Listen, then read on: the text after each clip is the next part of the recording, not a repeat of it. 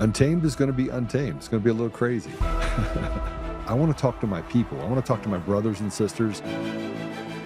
We can have grace and humility in how we interact with other people. Oh, hot dog, look at you. And nobody talked about what's really happening. And let's have conversations about what truth is.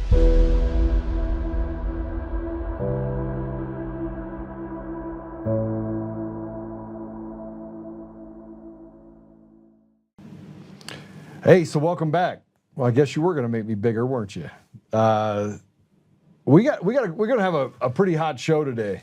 We have the gayest dude on the internet, Kyle Seraphin, with me. He can hear me from in the back room, but we're going to talk about the pipe bomber of Washington, D.C. And he's going to have a lot to say about this Brian Cole character that they've decided was the new pipe bomber. And he's got some things going to break. I find it interesting that right after Steve Baker breaks the identity of the pipe bomber, the FBI decides, oh, no, we actually know who the pipe bomber is. It's an autistic black man that lives in Woodbridge, Virginia, that lives in his parents' basement. That's the guy who drives for, I think, Uber or DoorDash. I think it's DoorDash. Yeah, and if you look at all the pictures and you look at all the videos that they have, it's a white woman or a white man, I guess. But in this case, they found out who it was. But the FBI had to cover it up because this person works for the CIA. So who runs the country? Is it President Trump? We don't seem to be able to be getting anything done. So Kyle's not going to pull any punches. And it sounds like a false flag, and it probably is a false flag. We're going to get his thought on that. And we're going to talk a little bit about Tina Peters. Tina Peters, a 70-year-old Gold Star mom, election whistleblower. She's back in solitary confinement. Now, they want to tell us that it's not solitary confinement because they renamed it.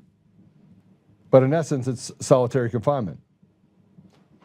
I'm not going to give you an introduction on Kyle. He can introduce himself. If you don't know who Kyle is, then this is your first time to the show. I would say just Google him. He's got a bunch of cool stuff. Or just go see Julie Kelly. She's got a great X account. She can probably share all the things that she knows about Kyle. But with that said, I'm going to go ahead and bring Kyle on. Kyle, welcome to the show. Yo, we got to stop meeting like this. What's up, brother?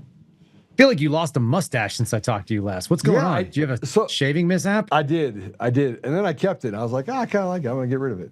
Maybe I'd get rid of the rest of it. But then I was like, I got to keep the beard. But I did. I had a little bit of a mishap. This happens. The last time Alex Jones did that, he ended up with a Hitler stash for like a day. You remember that? He kept it. Yeah, he did. I love it. He actually looks more Hitler-esque than a lot of people do with a Hitler mustache. Some people can't pull off Hitler mustache, but I think you might be able to pull it off too. You guys have the same similar face shape. I might try it. Okay. Just to try it.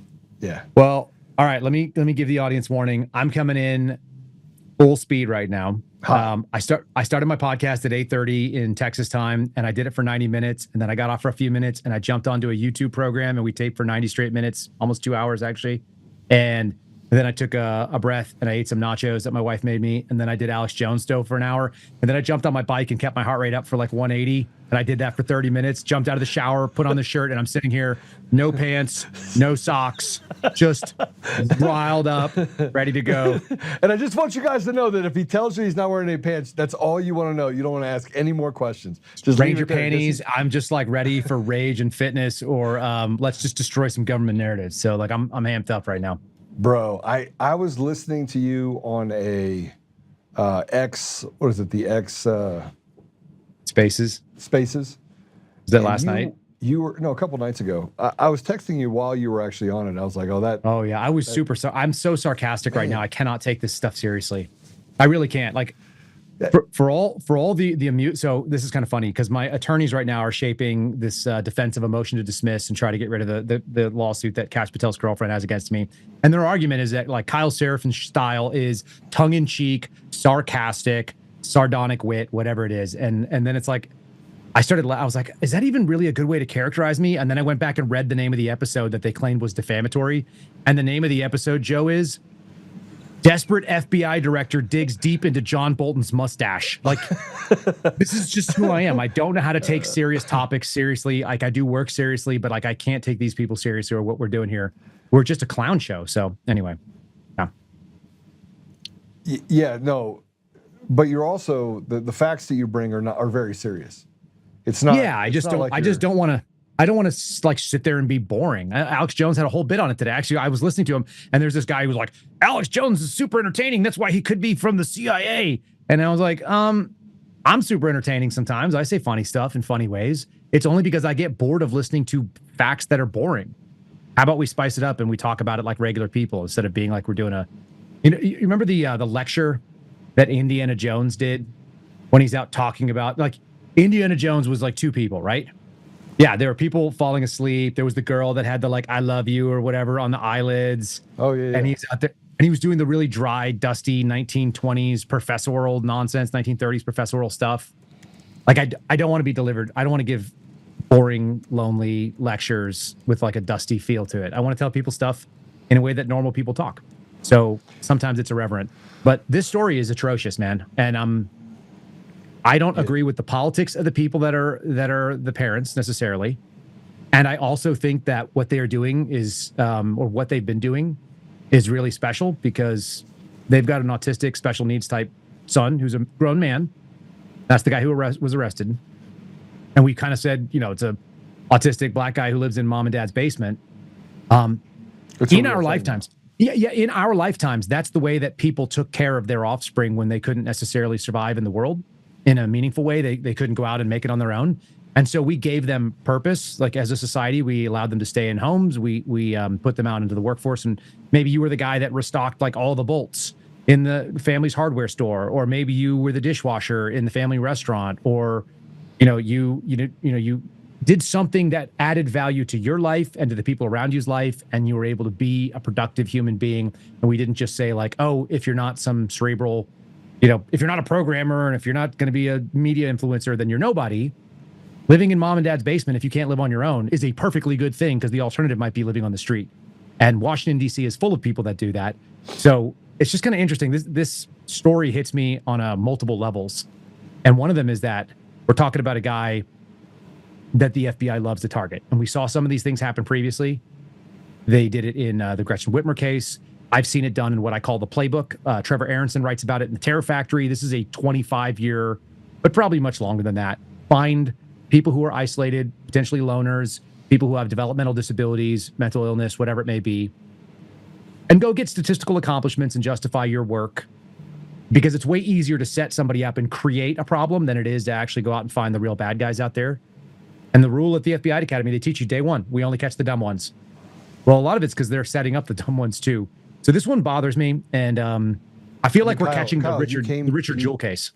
This is exactly like the Richard Jewell case, but the grandma is actually saying that her grandson was framed, and I think we're gonna prove that he didn't do what they said. Look, at the end of the day, the stuff that is on my computer today, right now, would be enough to convince a DC jury that he cannot be beyond a reasonable doubt. You can't get that burden.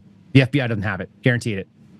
So that's a big claim for me to make, and it's not my story to show, but even just the stuff that's available currently from the teams that's been working with the Blaze, the guy Armitage, who's been out there plotting the cell phone pings and where they were, and is showing that the complaint the FBI used to arrest this guy is so thin, and I think it's so weak. And I'm going to actually make the argument that they did it backwards, and I think that's really troubling.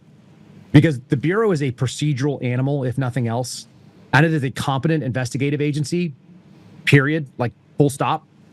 So to tell me that they didn't have this guy on the radar, and they said they didn't get anything new, the claim is that they used credit card receipts and then cell phone pings and a license plate reader, and they said it in that order as though those are the strongest parts of the case first.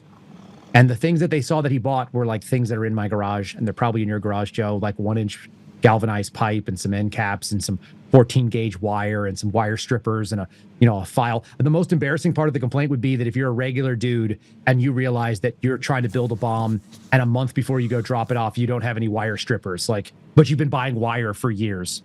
I don't even know how someone reads that complaint and takes it seriously unless they're just an indoor beta male. And then you add the fact that the cell phone pings don't look very conclusive to me, and I'm happy to talk why I think they're not. And then I think there's going to be some exculpatory information that is going to be turned out. And my bet is that the FBI actually already cleared this guy in 2021. I bet you there's actually an FBI case file that says they did. If I had to guess, the FBI found this guy among the 186 phone numbers that they said in the Barry Loudermilk committee report that came out in January of 2025. And the odds are they ran down the thing. He could have been in the first group of 30-something that needed interviews, or he could have been in the group that was 90 that needed follow-up. But I'm guessing that they already ruled him out because the fact pattern doesn't fit. And I've already seen enough in other places that would convince a DC jury that there's at least reasonable doubt. Well, let's talk about what we do know. We do know that you individually were put on to watch a house that was right next door to Kerkhoff's residence, correct? That's right. Yeah. So the person that we were assigned to watch was a person called Person of Interest 2, whose name I've known for obviously 5 years, but not relevant to the story as it stands, and no need to identify people that are not publicly already known. There's some social media buzz. They got it right. He's a very tall, big, black man who works for the government in a civilian capacity, and he used to be in the Air Force, and all the stuff that I had said going back multiple years now is what the FBI had on him at the time. Whether that continues to be true, I know he's a civilian employee for the federal government. I know that the FBI reported that he was a member of the Air Force and retired as an E9. And so, yeah, we were looking at this person, but we were looking at that person of interest 3, which people can go read the Loudermilk report. If you type in January 6th update, January 2025, you'll get this report that was released by Tom Massey and Barry Loudermilk and the people that worked on their staff. And it's essentially like a state of the case, kind of an update at the 4-year mark for the J6 case. And what they mention in there is that there are basically 3 people of interest, so we can organize people's brains. Person of interest 1, that's your pipe bomber in the hood, whoever that is. The Blaze made the original argument that it was this woman named Shauni Kerkhoff. I think that she's a plausible, if not highly probable suspect. So the FBI says no. They've arrested Brian Cole. They claim that that's who person of interest 1 is. And then there's 2 other people. One is person of interest 2, and the other is person of interest 3. I was watching the residence of person of interest 3 because of the activity of person of interest 2, who was a childhood friend and then a recent social media reacquaintance after decades of being out of touch. And this guy showed up on the radar on January 5th and then did some really suspicious stuff, which we can talk about, and used the Metro card. And this is the person of interest 2. Mm-hmm. That is the person that lived next door to purchase. 3 live next door to Shauni Kerkhoff. Yes. And 2 went and stayed with person of interest 3 from out of town. So person of interest 2 is really kind of maybe the more mysterious of all the people. I know his name. I know things about him. I know some very specific things about him. He traveled from out of town and then went to the rally, or went to walk around in the Capitol on January 5th. And when he did, he took the train using POI 3's Metro card and used POI 3's Uber account to do some errands in the area. And he stayed at POI 3's house. So essentially, if he was using cash, then there's going to be no record of him even being in the area. Because, if you go to a hotel, you put down a credit card, you put down your license and so on. He didn't have to do any of that. He stayed with a friend from out of town who, as far as we can tell, he didn't actually have a personal in-person relationship with for literally decades. And then he kind of popped up out of nowhere. And also of interest, he's described as an itinerant Christian preacher who would do as many as 80 trips out of the United States per year with a Christian missionary group. And without mentioning the group by name, people can type in the name of the group and CIA in quotes, and you will get CIA FOIA archives of the CIA having worked with this Christian missionary group, which is very interesting to me. And then lastly, this guy was apparently a stud athlete in college. And then after college, he dripped off the map, disappeared for 17 plus years with no known employment or anything else. And then when he popped up, he's working for this missionary group. And it's a self-funded, non-paid missionary scenario where he had to go out and do fundraising to be able to do what he does overseas. and apparently he lives okay. So what he did for the 17 years, unknown. Why he's able to fund 80 plus trips overseas on fundraising to go bring the message of Jesus to places all over the world, Africa, Asia, etc., unknown. And how he decided to reach out and be on there on January 5th rather, and take pictures of the dumpster where the pipe bomb was found after changing costume when he got out of the metro station. Are you aware of this part? Let me walk it out. The guy takes the metro to the Capital South metro station on January the 5th. He steps outside the train. He takes off the red hat that he wore into the city and puts on an Elmer Fudd ear flaps hat with a brim, puts on sunglasses and a COVID mask, and then goes directly to the dumpster where the bomb was found the next day and takes pictures of it because he was ostensibly taking pictures for a book that was about numbers in DC, numerals. Okay. And then he wanders around. Let's back this up for a minute. Number 3. So I want number 2's name because I need to be able to run it because of the part of working in Christian. We'll talk afterwards. Number 3 lived next door to Shauni Kerkhoff. Yeah. Shauni Kerkhoff is the one that they ran the gait analysis on that had a 95 to 98% probability.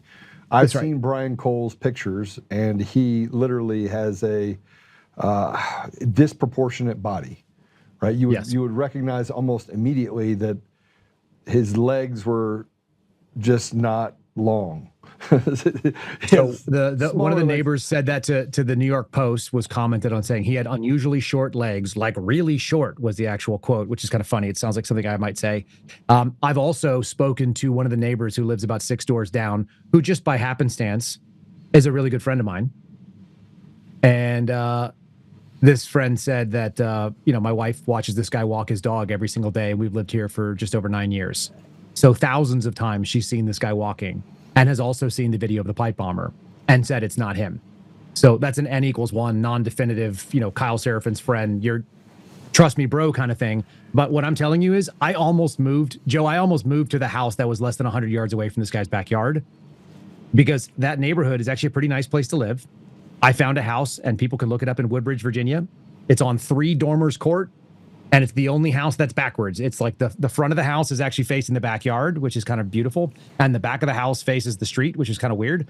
And I almost bought it, and it was a little bit weird, and we just didn't buy it. But if you were to walk from that house to Brian Cole's house, it's like less than 100 yards away.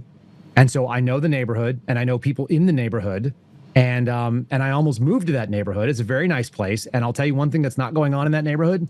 Nobody is test firing off their pipe bombs, because you'd have to assume that the FBI knew that there might be other bombs. They were digging in the backyard. I don't know what that was all about. It's also really interesting that there's an accessible, drivable road that's not on the maps that's just behind that neighborhood. So all that I found very interesting. And as far as I can tell, the FBI wasn't investigating in that neighborhood until after the Baker story and after whistleblowers went forward and some other things that happened that kind of lit a fire into the FBI's ass. So I agree with you that the proportions are there, but I've actually had some people that live nearby and have seen him walk literally hundreds, if not thousands of times, and said it's not him, because he has a very distinct figure. As you said, he's about 60% torso and 40% legs, for people who are wondering, like, what does that mean? He's just got very low legs and a longer body type. And so it's distinctive when you see him. I saw a video of him, and there's no way that he was you would know right away inside of the video that it was disproportionate. You'd be able to check his gait and how he walks with the pipe bomber. It's impossible. They're not even remotely the same person. You couldn't even come to that conclusion. And that's what the neighbor said too. That's what the neighbor said. So here's the other problem, is that they did a criminal complaint to arrest this guy. And I want people to understand this too. I have the FBI usually arrests people via grand jury indictment. That's the process. There's 2 ways that you can be arrested or get an arrest warrant. One is by information, and the other is by indictment. And in this case, the information is called a criminal complaint. For people to understand the way the Bureau historically does business is they do long-term investigations where they have lots of information, they take it in front of a grand jury, and a jury of impaneled citizens get to evaluate whether or not you have the probable cause required to believe that a crime took place and that the person you think did in fact do the crime. And then the alternative way you do it is you just write up a complaint with an affidavit that you swear out and you give it to a judge. Local law enforcement leans on criminal complaints regularly. If they do an arrest based on PC, then they write up what the complaint is, and then the person goes in and they deal with it. But that's not the way the FBI does business. With the exception of January 6th, you would be able to find prior to January 6th that most FBI agents who did not work on an Indian reservation probably wrote single digits, maybe 1 or 2 criminal complaints for their entire career in 20 years. I know guys that did 20 years and didn't write a single criminal complaint. I wrote 1 in 6 years. So it's not a common way that the FBI does business, but that's what they wrote up to be able to arrest Brian. And so it's interesting to me that they didn't put this in front of a grand jury. They did act like it was some sort of an exigent circumstance, and this guaranteed them an arrest warrant, which means the spectacle that you saw, that was helicopters and, you know, the whole squad coming in and locking down the cul-de-sac and all the other kind of BS that went along. And I don't like the way they did that. I think it was dangerous. I think that there's probably a whistleblower complaint coming in indicating the danger that actually did for the public. Because if they actually thought this was an active bomb case, wouldn't they want to evacuate the neighbors next door? Wouldn't they want to get those people out of there in case they actually set off a bomb in the house that they were searching, which is what the expectation would be? Anyway, there's a lot of problems with the way the FBI went about this procedurally, let alone the actual fact pattern, which I think is thin and weak. Well, let's just talk about what they did to Steve Baker after this, because then they had influencers and people that were out there that went straight to discredit Steve Baker as a person, right? Not just even related to the J6 pipe bomber. They went to basically eviscerate Steve Baker. Well, let's do that for a second. Let's consider who covered the story and who's covering this story. So Baker releases something. Of the world, the little queer guy that, yeah. Okay, go ahead. Sorry. So what's interesting is the people that picked up the story and ran it were me, The Blaze, InfoWars, people who have evaluated what's there, you. We're talking about the story because we go, okay, the source is credible, their reputation is good, and their investigative and journalistic ethics are solid. Right. And I don't care what it means to the government. I don't care what it means to the administration. None of that's relevant. What's relevant is it true? Is it not true? As you guys have as your sort of network tagline. Okay, fine. And then who didn't cover it? CNN, CBS, ABC, NBC, MSNBC. No touching it whatsoever. Okay. Then they go and they announce Brian Cole. And it's broke by Ken Delanian at MSNBC. It's picked up by Seth MacFarlane at CBS, where they were fighting over who broke it first. Apparently Ken did, because he let me know when I shared Seth MacFarlane's thing and I was like, this is BS. He was like, hey, I broke that story. And I'm like, oh, did you? Well, fine. That doesn't say anything good. And everybody jumps on this story, and Fox News is now referring to him as not the alleged pipe bomber, but the pipe bomber. That's what they're saying. They are definitive. And then you listen to what happens when Dan Bongino goes out there and rolls this out to Sean Hannity. And the direct words that he said was, we're pretty comfortable we've got our guy, and we think the public will be pretty comfortable too. Between us, that's how you know that there needs to be some wiggle room for the bullshit that you're not sure is going to stick. And his lack of confidence in that after all the years of talking about this being an inside job, there's no way it could be Brian Cole Jr., because what's Brian Cole Jr. access to the government? What's his access to the United States Capitol Police? What is his access to the potential cover-up or levers of power? How on earth can you have made all the claims that you did if you're Dan Bongino, and every reasonable person that's on the right that sat there and listened to it and went, okay, got it. The United States Capitol Police went looking for a second pipe bomb after the first one was found, and their units were already in motion before a second one was even dispatched.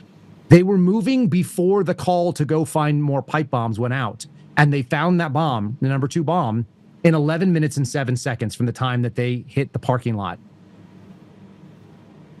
You could go into my house right now, in a house that is full of guns, and I would say find 3 firearms, and you wouldn't be able to do it in 11 minutes and 7 seconds, most likely, if you didn't know where to look already. Now, if you knew where to look because you've been in my house before, then you're like, oh, there it is, flamethrower there. Yeah, you know where to look. So the fact of the matter is the United States Capitol Police. Now you'd still find them.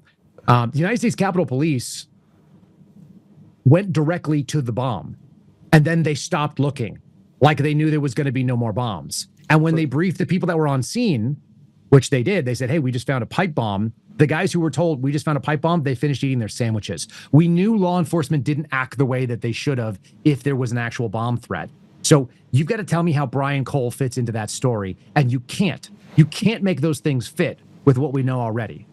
So just so you know, my little brother lived in Woodbridge, Virginia for 25 years. 20 years. That's what we call it. Hoodbridge. It's called Hoodbridge. Yeah. That's right. And if you know anything about Woodbridge, you would call it Hoodbridge. Yep. By the way, if just a fun fact, Garfield High School, 1989, first time there was ever a shooting inside of a high school, a public high school, was at Garfield High School. Okay. And a guy named Damien, who I actually knew really well, was the one that was shot by a guy on the outside. So just so you know, I know a lot about that area. It's not that far from Washington, D.C.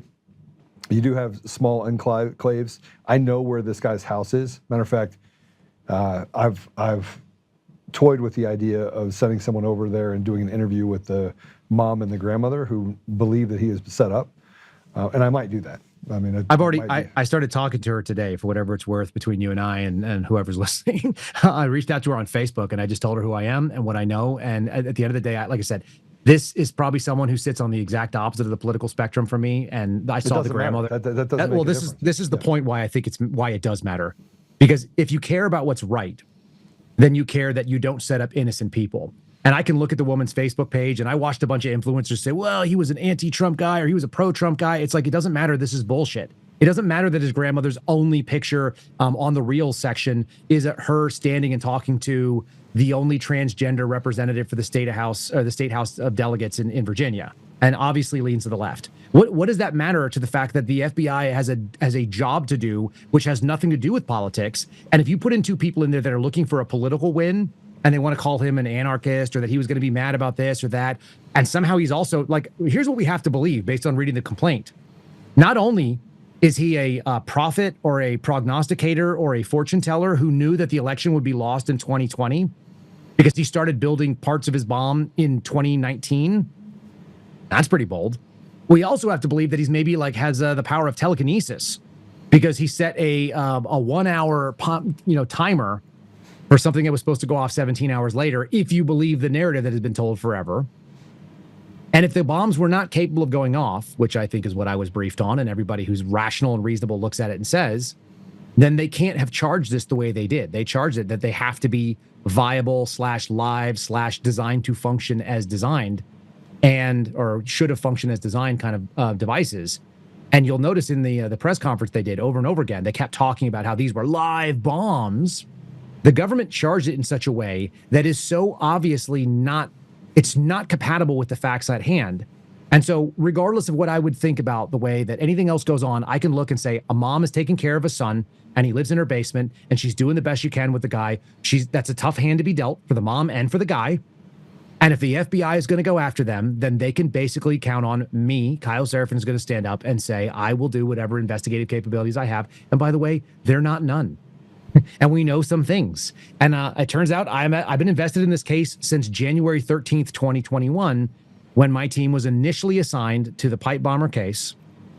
And I've been interested in finding who the person was that actually did this since that day. Yeah, but I mean, Kyle, we have to come back to person of interest 3, person of interest 2, yep, and Shauni Kerkhoff, right? And there's number one, here are some facts that we haven't even discussed right now that are out there. Shauni Kerkhoff worked for the Capitol Police Department, correct? She was there on January 6th. She was the one that fired rounds into the crowd. On top of that, she also was moonlighting in that job with another part of her own department. She was also working for the intelligence unit under Yogananda Pittman. So yes, we already know about Yogananda Pittman because she was the one that literally caused or stood in the way of progress related to having. She stopped the House and the Senate chambers from being evacuated, which is something Chief Sund has mentioned. It was an issue. Like they made a call. Tarek Johnson went forward and moved people out. But on top of that, what is even wilder with this story, 2 additional pieces of it. I mentioned that the police officers who found the bomb quit looking. After they quit looking, they got an award for finding the bomb. And the guy who found the actual bomb, who was seen on camera looking under the same bush that the pipe bomber had sat at the night before for 77 seconds. And then he went directly to the bomb and found it in under 12 minutes, 11 minutes and 7 seconds. That guy got promoted. And his job now is he's the Capitol Police liaison to the FBI. So he still works for the same agency, but his job is now to interface with the FBI. And on top of that, The guy who was the on-scene commander for the ATF, the bomb squad guy, his name was Sean Benedict. He was out there helping the bomb, response, and he promoted into Yogananda Pittman's job. He went from ATF over to U.S. Capitol Police, which is a completely illogical move. And when Steve Baker put his piece out saying that they did this thing and they found the bomb in record time and then quit looking, he retired the next day with no warning. Which means you're no longer touchable by an internal investigation for whatever people are. If you're not aware of how it works when you're in law enforcement, there are special powers that are assigned to your investigative internal affairs units, and they go away when you're not an employee. Which is why people resign from their jobs and then they have to go and they get a criminal warrant if they want to come after you. They can do it administratively if you still work there, just so people understand why that's relevant. So I'm sorry, I'm going to bring you back to the person of interest 3, person of interest 2. Knowing what I know about the CIA and the time that I spent over in the Middle East and Africa, and knowing what I've seen, what they've done in other countries, chaos always favors the op, never favors the people. And you want to create, all the things that they're doing. And I'm just going to say, person of interest 3, big black dude, not your pipe bomber, work for the government. Persons of interest 2 comes and stays with them. I haven't talked in nearly a couple decades. Come and stay with them. Happens to be right next door to person of interest, or excuse me, the pipe bomber that was identified through gait analysis and other, I would say, very strong forensic facts related to what Steve Baker did. Because one of the things you have to know about Steve Baker is he has no interest in shedding light on an innocent person. Like, he would just never do it. Not only that, but we're talking about the Blaze is a multi-$100-million company. And they ran it through all their legal chains, and they ran it through all of the safety nets that they could do that can still do responsible journalism. But, you've got to run an edge where you're actually going to take a risk. And the risk is we're going to identify someone that law enforcement hasn't. And they did. And they went out there. And what's also not publicly known, and I can't get the Blaze to talk about it, and it bothers me very heavily. And maybe you and I will talk offline, but it's not for public consumption because it's not my story. But there is more that went on behind the scenes where elements in our government actually tried to apply pressure in the media to affect the outcome that they wanted. And that's very problematic too. So when you add the entirety of the recipe together, Steve wasn't going for clicks. I don't think it had anything to do with clicks. I think it had to do with the fact that they accidentally aligned on a very plausible subject who fit the bill for everything that even a guy like Dan Bongino running a podcast would have said, like, this is a truly interesting story. Shauni Kerkhoff. And it's very plausible. Correct. Shauni Kerkhoff, where does she work now? She works at the CIA. And apparently she applied to the CIA job before January the 6th. And then she was taken over there 6 months after January the 6th, June, July, something like that, summer of 2021. So there. And not only did she go over there, she went over there for like a pretty lateral transition, or maybe even a demotion in some ways. And I had somebody in the Bureau tell me this that worked counterintelligence. They said, we don't promote people into the CIA from other government jobs. We move them there to hide them. Because the CIA has all the abilities to do social media scrubs, which, by the way, are not perfect, but they could do a cursory scrub of the internet and knock a lot of stuff off. She has no social media. She has no Twitter account, which did exist, but there are always echoes of this thing. People who are responding to what she had posted. There are echoes of things that were on Instagram where she was tagged, but she's no longer there. So you can find that she was tagged.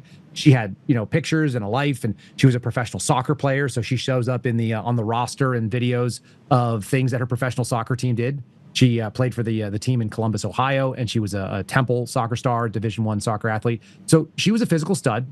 And another thing that we can tell about the person that walks around on that night, that person is an athlete, as far as I can tell.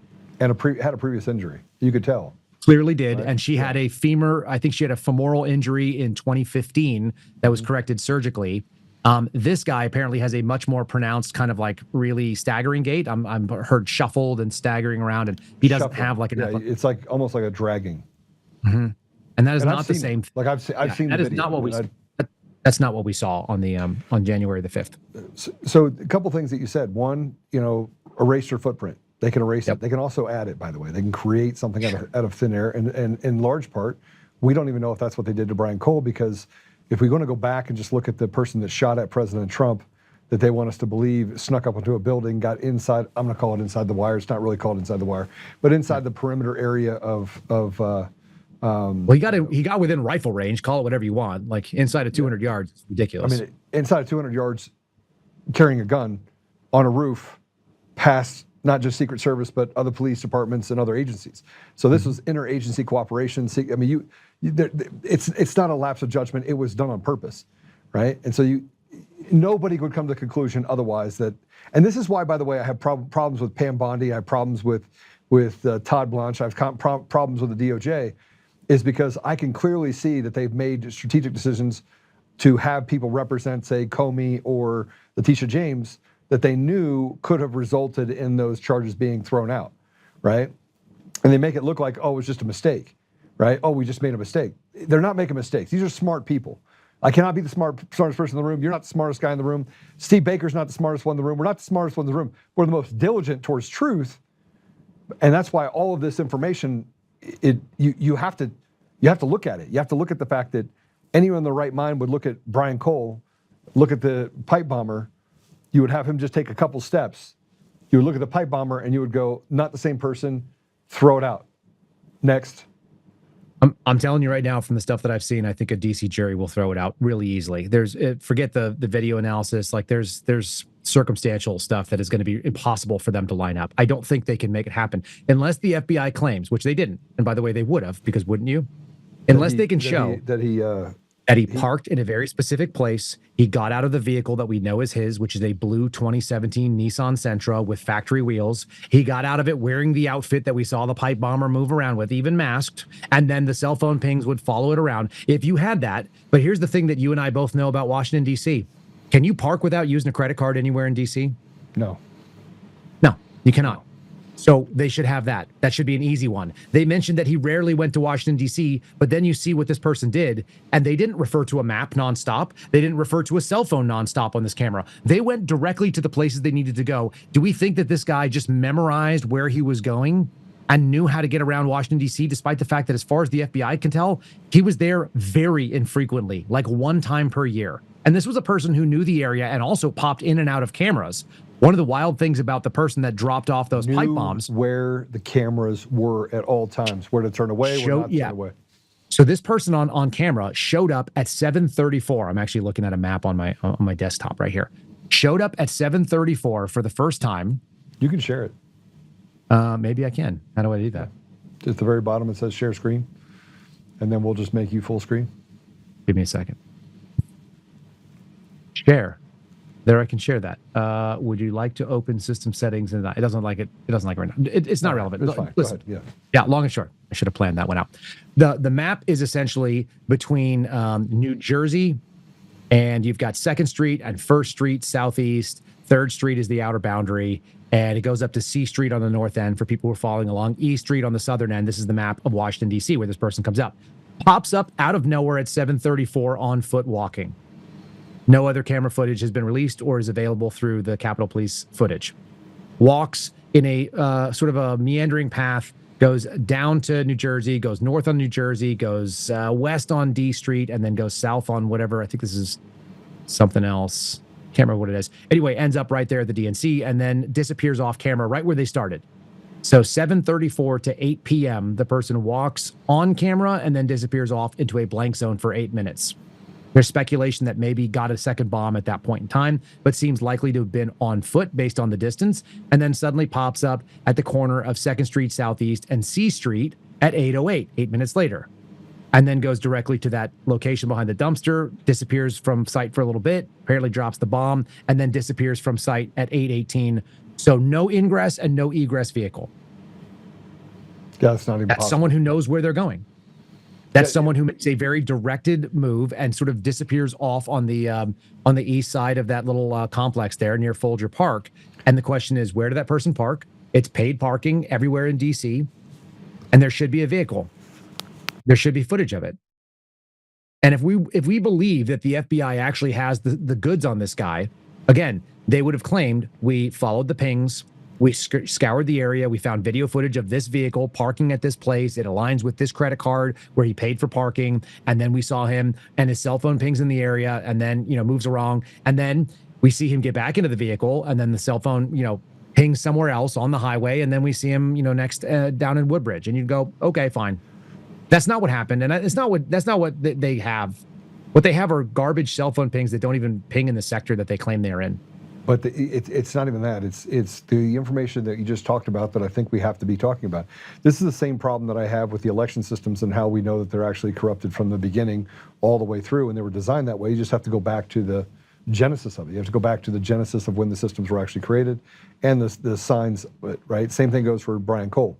Brian Cole doesn't have the ability to come in and out of camera view. And if you know anything about Washington, D.C., which I know a lot about Washington, D.C., you can't go 50 feet without getting out of the range of a camera if you don't know where the cameras are, which means you'd have to be someone that was either being told what was happening, check this camera in corridor 3, take a right, take a left. I mean, could have been guided through there for all we know, right? Mm-hmm. Which again means we're dealing with the CIA. And the reason why I go back to the CIA is because this is an organization with a $120 billion budget every year. It's a very large budget. They said, oh, no, it's $100 billion. Wrong. You have dark money budgets that they're not even on book. They can get money anywhere they want, anytime that they want. And if they don't have money, all they have to do is start a private war. Someone will send money in because they've killed 100,000 people. And so the money, they'll just come in and just siphon it off. The CIA is the single biggest unit that you don't know about. Like, you don't know who they are. They can scrub the internet, they can scrub whatever they want. So you have this person that goes from the Capitol Police, that goes to work for the CIA, and what you consider a lateral move and or to hide them, depending on how you look at it. You have person of interest number 2, a person of interest number 3 that literally, their doors, as you said before on your podcast, you open the doors and they touch each other. Yeah, right? They're about 8 feet apart. Yeah. So you don't, this isn't just a coincidence. And then you look just at the fact for people, that Steve Baker. Numerically, for it to be a coincidence, to pick 2 houses at random and they be right next door to each other would be 1 to 5.7 trillion in the DC area. You have to triple that. You have to quadruple that. You have to then you have to use an integer that we can't even comprehend on the likelihood that any of all this would happen. It's not even possible. Agreed. It's not possible. And here's the other thing of it. Like, what are the odds that I know somebody that lives 6 doors away from the guy that they picked? And I know a little bit more about that I can't talk about right now. But if somebody ends up putting whistleblower disclosures forward from the Bureau, then we may end up hearing even more about what was going on in the neighborhood at the time. And then on top of that, it's like, what are the odds that I know Steve Baker?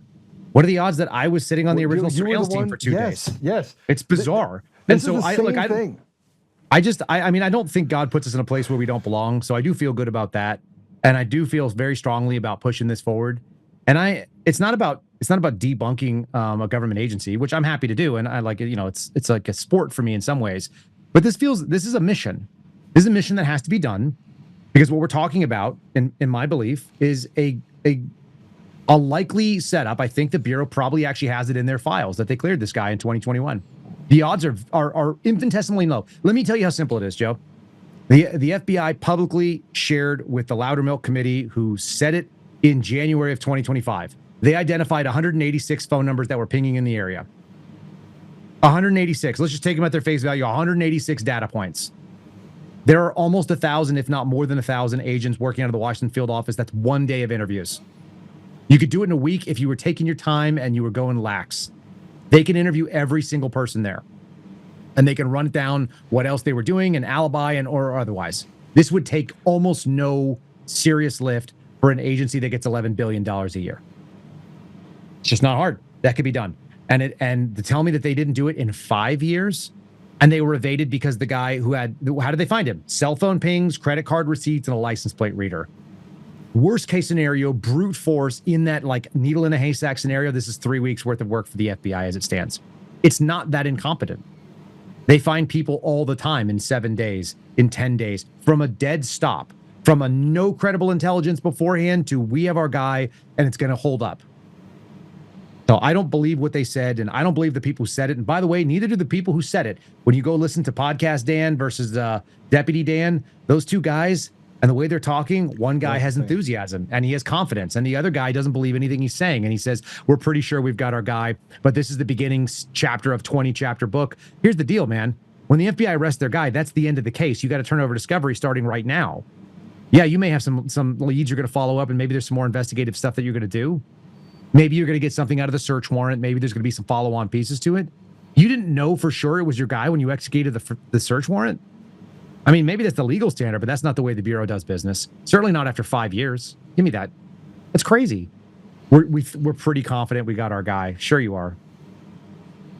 Okay, so let's look at it. Let's look at all the facts, and let's talk about Steve Baker. Let's talk about, I said this to you when you actually first started talking about it. You go, Joe, I was on the surveillance team, and I was like, wait, what? You're like, yeah, and then we were pulled off. I said, why don't we just walk up to the guy and talk to him? You said that you went back and you met in a. Am I divulging something I shouldn't? By the way. No, that's fine. I did. Man. I wanted to hear, and here's the. I was like, it's not common that the FBI would break surveillance to go and talk to somebody. But here's the reason why I said that. So, I've seen some agents that are online. I call them the FAGs, the former agent group, and and FedFags. So the thing about them is that they're like, well, SOG doesn't do interviews. It's like, no shit, man. I know that. You think that I don't know that? Of course I know that. Here's why I wanted to do it. There are two factors that are at play. National security agents tend to be a little bit gun shy about going out into public. They work behind a desk. They do things like by secret squirrel means. They're used to doing, non-public stuff, and they'd rather collect information. And they always err on the side of don't let anyone know that we're investigating them, because God forbid they know that. And my answer was always like, we're the FBI. If we got to go investigate someone because there's possibly someone dropping pipe bombs in the national capital region where my kids are, where people are driving their cars with their babies and doing carpools, or they're walking by with their strollers, or, people are walking to church at lunch. Are you kidding me?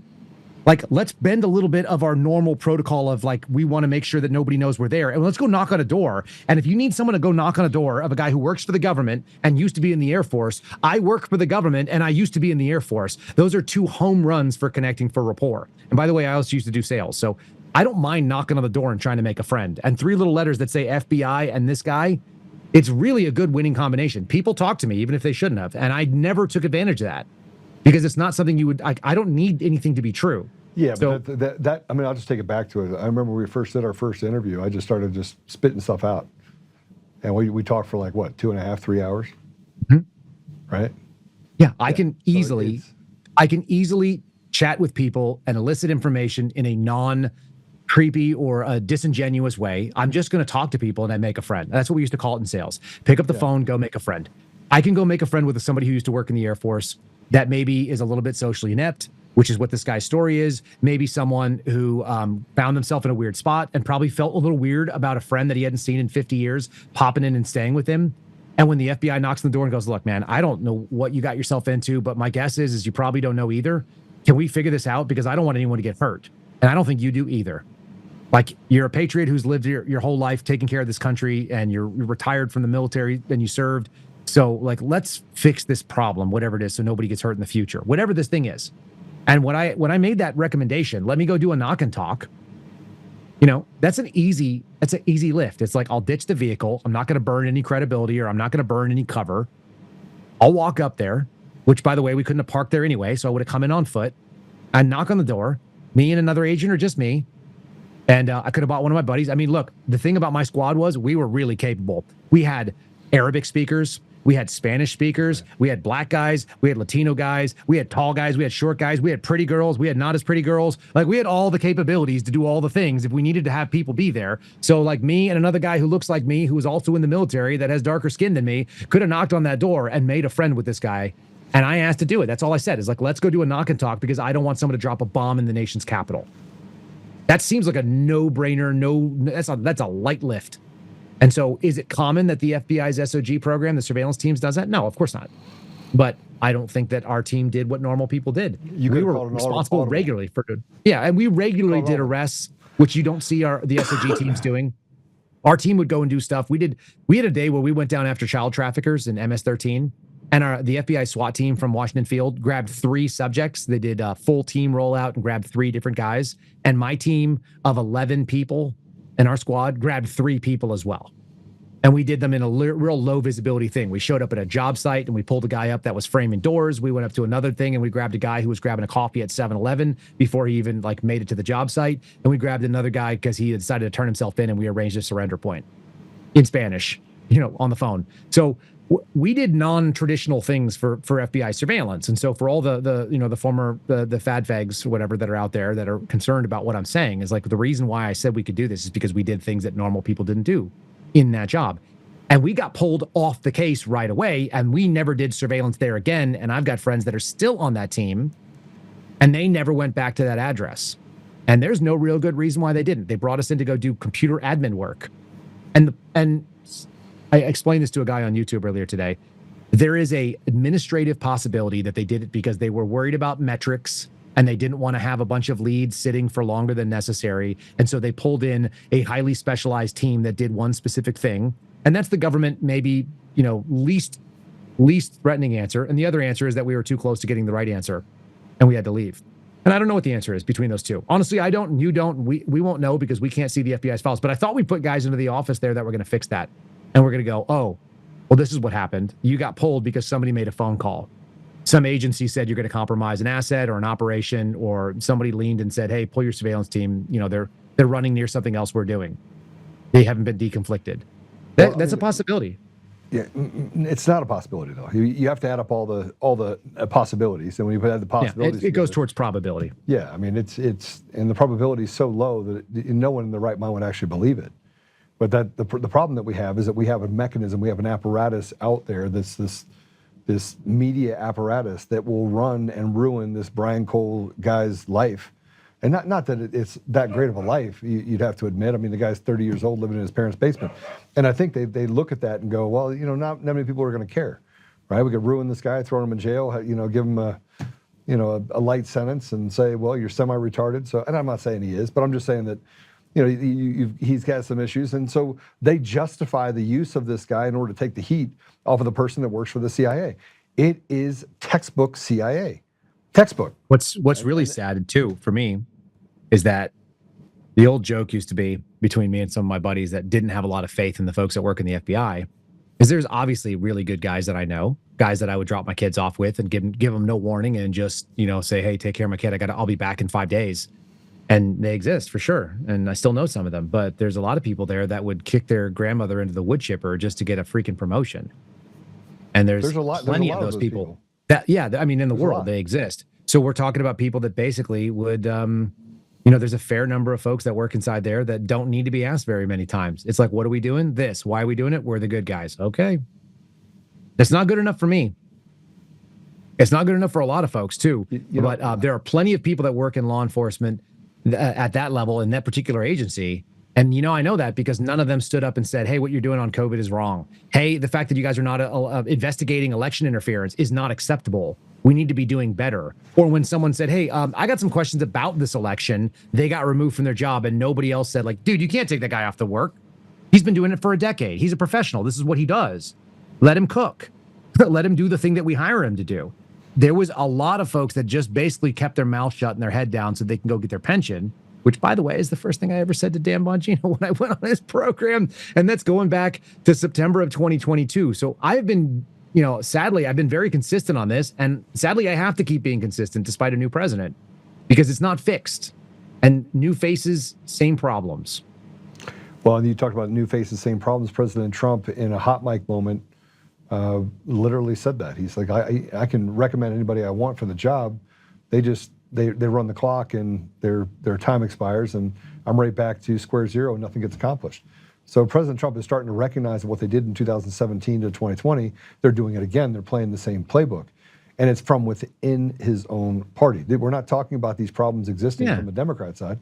These are people that are, lifelong, Republicans. And I think he actually had some missteps when he went after Marjorie Taylor Greene, because I actually think that she was doing the best that she could in order to protect President Trump from this cabal of people that were going after her. So she became the person he shot at. Frankly, Mr. President, if you're listening to this, and hopefully you listen to at least some of the things that we put out there, I would pick up the phone, call Marjorie Taylor Greene and say, look, I'm sorry. And I know you probably haven't said sorry many times in your life, but you need to make that call. Right? You need to tell her that she needs to stay on and stay in Congress and then get to the bottom of the election machines and the stolen elections. Because frankly, that's what we're dealing with right now. It's a bureaucracy that's been assigned and built by people that were assigned and selected at every part of the spectrum, from local all the way up to the federal level.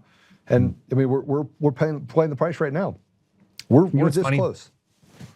I'm not a big MTG fan in general. I don't think that the way that she lives her life, it's not compatible with like the things that I think are important. Even the fact that like, yeah, all of that being said, she made the better call. She picked the winning team, and she's getting off the ship that's sinking because they're going to lose the midterms with this sort of stuff that they're doing. And I don't think that Donald Trump knows all of this, so I don't put it all on him. But you know what? He has to, because that's what the job is. It's a big job. It's not a job that everybody wants. Most people don't go like, I don't think I'd be a good president. If you ask me, Kyle, could you run this country? I go, probably not. I don't know that I would even want to. But if you sign up and say, I want to, and you don't have 20 people that you can trust that would make the exact same decision you would want them to in that moment, or at least they would make a decision that was as good because of their principles and their morals and their history with you. You hired a bunch of people that are a bunch of suck-ups and liars. And so you've got people that are giving you bad information, and you're making tactically unsound decisions from incomplete intelligence. All right, so and that's what's happening in all these places. Yeah, just so we're clear. I listened to Pam Bondi in a meeting where they had a cabinet meeting, and she's like, "Well, Mr. President," she's going straight to niceties. I don't have niceties, by the way.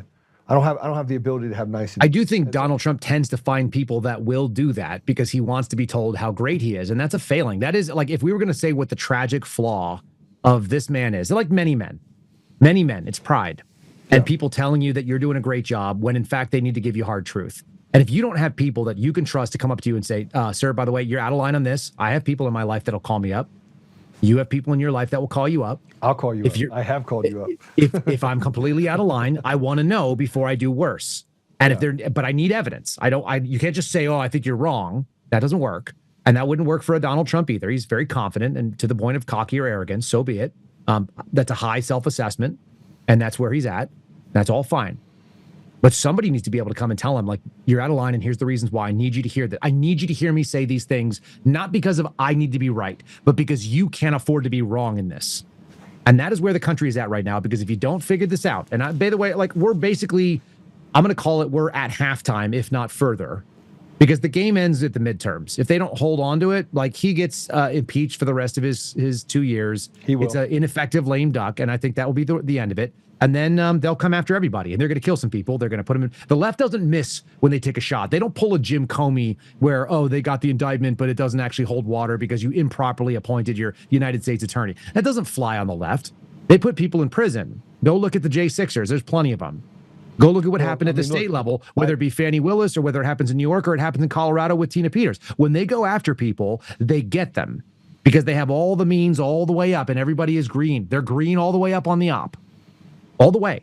They don't miss those things, or they have enough contingencies that one of them works. Right? One of them works. What you just said. They have enough contingencies that one of them works.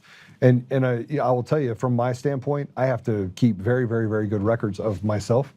I have to make sure that I know where I am, that because what you just said is the thing that I'm most afraid of, is that they could set me up at any time. So I'm never in a place that I'm not supposed to be. I'm never in a place talking to someone I'm not supposed to talk to. I never put myself in a position where I'm out of scope, so to speak, right? And I had a moment at a Project Veritas party. It was very weird for me. And I don't think there was anything meant by it, but it was just a moment that I was like, these moments, what we know about. Yep. Lady walks up. She's one of the Project Veritas undercovers, which means she's a 10 out of 10. She's a knockout gorgeous, absolutely gorgeous. And she's talking to me in the way that women who are doing the work that she used to do does. And it's handsy, but not inappropriate, but it's super friendly and familiar. And we just met, and I don't know you. And my wife is freaking 30 yards away, and she doesn't know that. And so she's like talking to me and like, can I ask you? It's like, nope. I'm going to go hang out with my wife now. Really nice to meet you. I don't need the attention of beautiful woman like that looks like it could go somewhere that it doesn't. And I'm not going to say anything to you, no matter how pretty you are or how nice you are or how much you're my bro because we were all in the same military or we worked in the same law enforcement world. I'm not going to say something to you that I wouldn't say to anybody because I don't know you. And you have to live in the same world. Vegas. That's it. You're not going to find me doing things in Vegas that I shouldn't be doing. I'm going to hang out in the places I'm going to hang out. You're not going to see me spend money I don't need to spend. If I buy something expensive, it's going to be a gun or night vision. Like, that's just who I am. That's the thing where you're going to see my money, right? I'll cheap out on dinner and go buy myself some expensive ammo or something. Like, it's just, I'm the same guy and I need to be the same guy. And it turns out it's because I can't afford to be wrong on this and I can't afford to give an easy shot. And neither can Trump right now. And he's been given a bunch of He's been given a bunch of leash to people. They've got the same prosecutor on this case for Brian Cole that went after Enrique Tarrio, went after Mike Flynn. And that doesn't mean that she hates Mike Flynn or she hates Enrique Tarrio or that she's a hardcore leftist. That doesn't mean any of those things. This is the problem that the political right always fails at. That's why I'm not a Republican. If you think that teams are Republican and Democrat, you're a fool. You're looking at a two-dimensional, you're looking at a checkers match. That is not what's happening here. The people that are doing this are doing what is in the best interest of themselves and their agencies to continue doing what they're doing. Washington, D.C. is not a self-licking ice cream cone with one ice cream cone that has one tongue. It is a million ice cream cones by the name of every single bureaucracy, maybe even every office in that bureaucracy, and they're all self-serving. They all look out for themselves to the point where the individual employees do as well. So they're all good Germans. They're all good Americans. Call it what you want. They're all people that are willing to follow the orders in so much as the orders benefit them, their longevity, their career, the reputation of the agencies they work at that they're going to go and trade on later in their life. Like, this is not that hard stuff to figure out. No, it's absolutely not that hard to figure out, but it is hard to maneuver through because there is a weakness. There is a weakness to President Trump, and that is, he does want affirmation, right? That's a big problem. And one of the things that I think is a bigger problem is that when you start seeing that much affirmation, that means, in other words, I see the different meetings that he has, and somebody will say something to him, and then you'll have, I'm not going to mention the guy's name, but he'll say, "Mr. President, we're winning." And I'm looking at him like, winning? You're not winning shit. You haven't won anything. It's knob slobbery is what I call it. It's my favorite term. It's the knob slobbers. Stealing it. I'm stealing it. Yeah, you can have it. You'll just see it. You'll be like watching. Even Dan Bongino did this the other day when he was on Hannity. He's like, blah, blah, blah, blah, blah. I'm confident the public's going to have it. And I just got to say to Donald Trump, this is what happens when you do. And then it's like, blah, blah, blah, like knob slobbery. It's just gross. It's gross to watch. We know that you're do it. You shouldn't have to do it. Do you ever, you've had a lot of employees in your life. I have. I've had some, and I've been an employee. And when I'm doing a great job, I don't have to tell my boss ever, unless they come in and say, hey, like, what were the things that you accomplished today so I can understand? I got to brief it up somewhere and I don't have time to look into your work. Then I can tell you what they are off the top of my head. But I don't need to tell you I'm doing a great job because you're going to see from my work that I'm doing great jobs. In fact, if you need to be able to tell someone that you're doing a great job, it's not that great. And so the people that speak the best about themselves and want to do this self-promotion, it may be effective in garbage corporate culture, but those are not your workers. And everybody knows that. In EMS, we have a different way of talking about it. I had a guy, his name's Bob Lanier. He was my teacher for high school biology as a senior, AP biology. And Bob Lanier used to make this joke. He was like a real unconventional, kind of off the cuff guy. He would say things that were not appropriate for.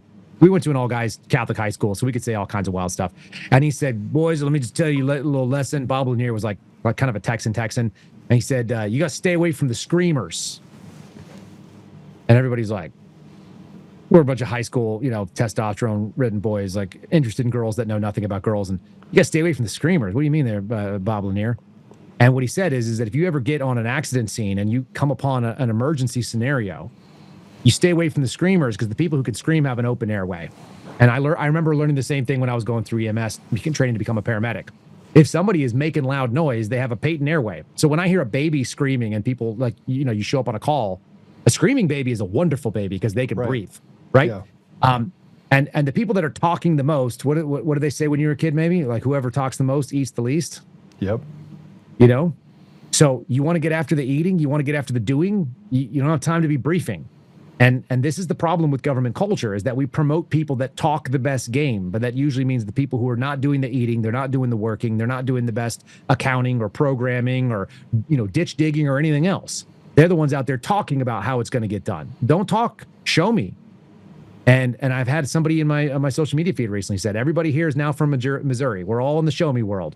Stop talking about it. We don't need you to brief it. I say it to everyone in here. Don't talk about it. You got to be about it. Right? Be about it. Right. I don't want to hear about it. I don't. And honestly, they're like, oh, we're going to win. You're not winning. You suck.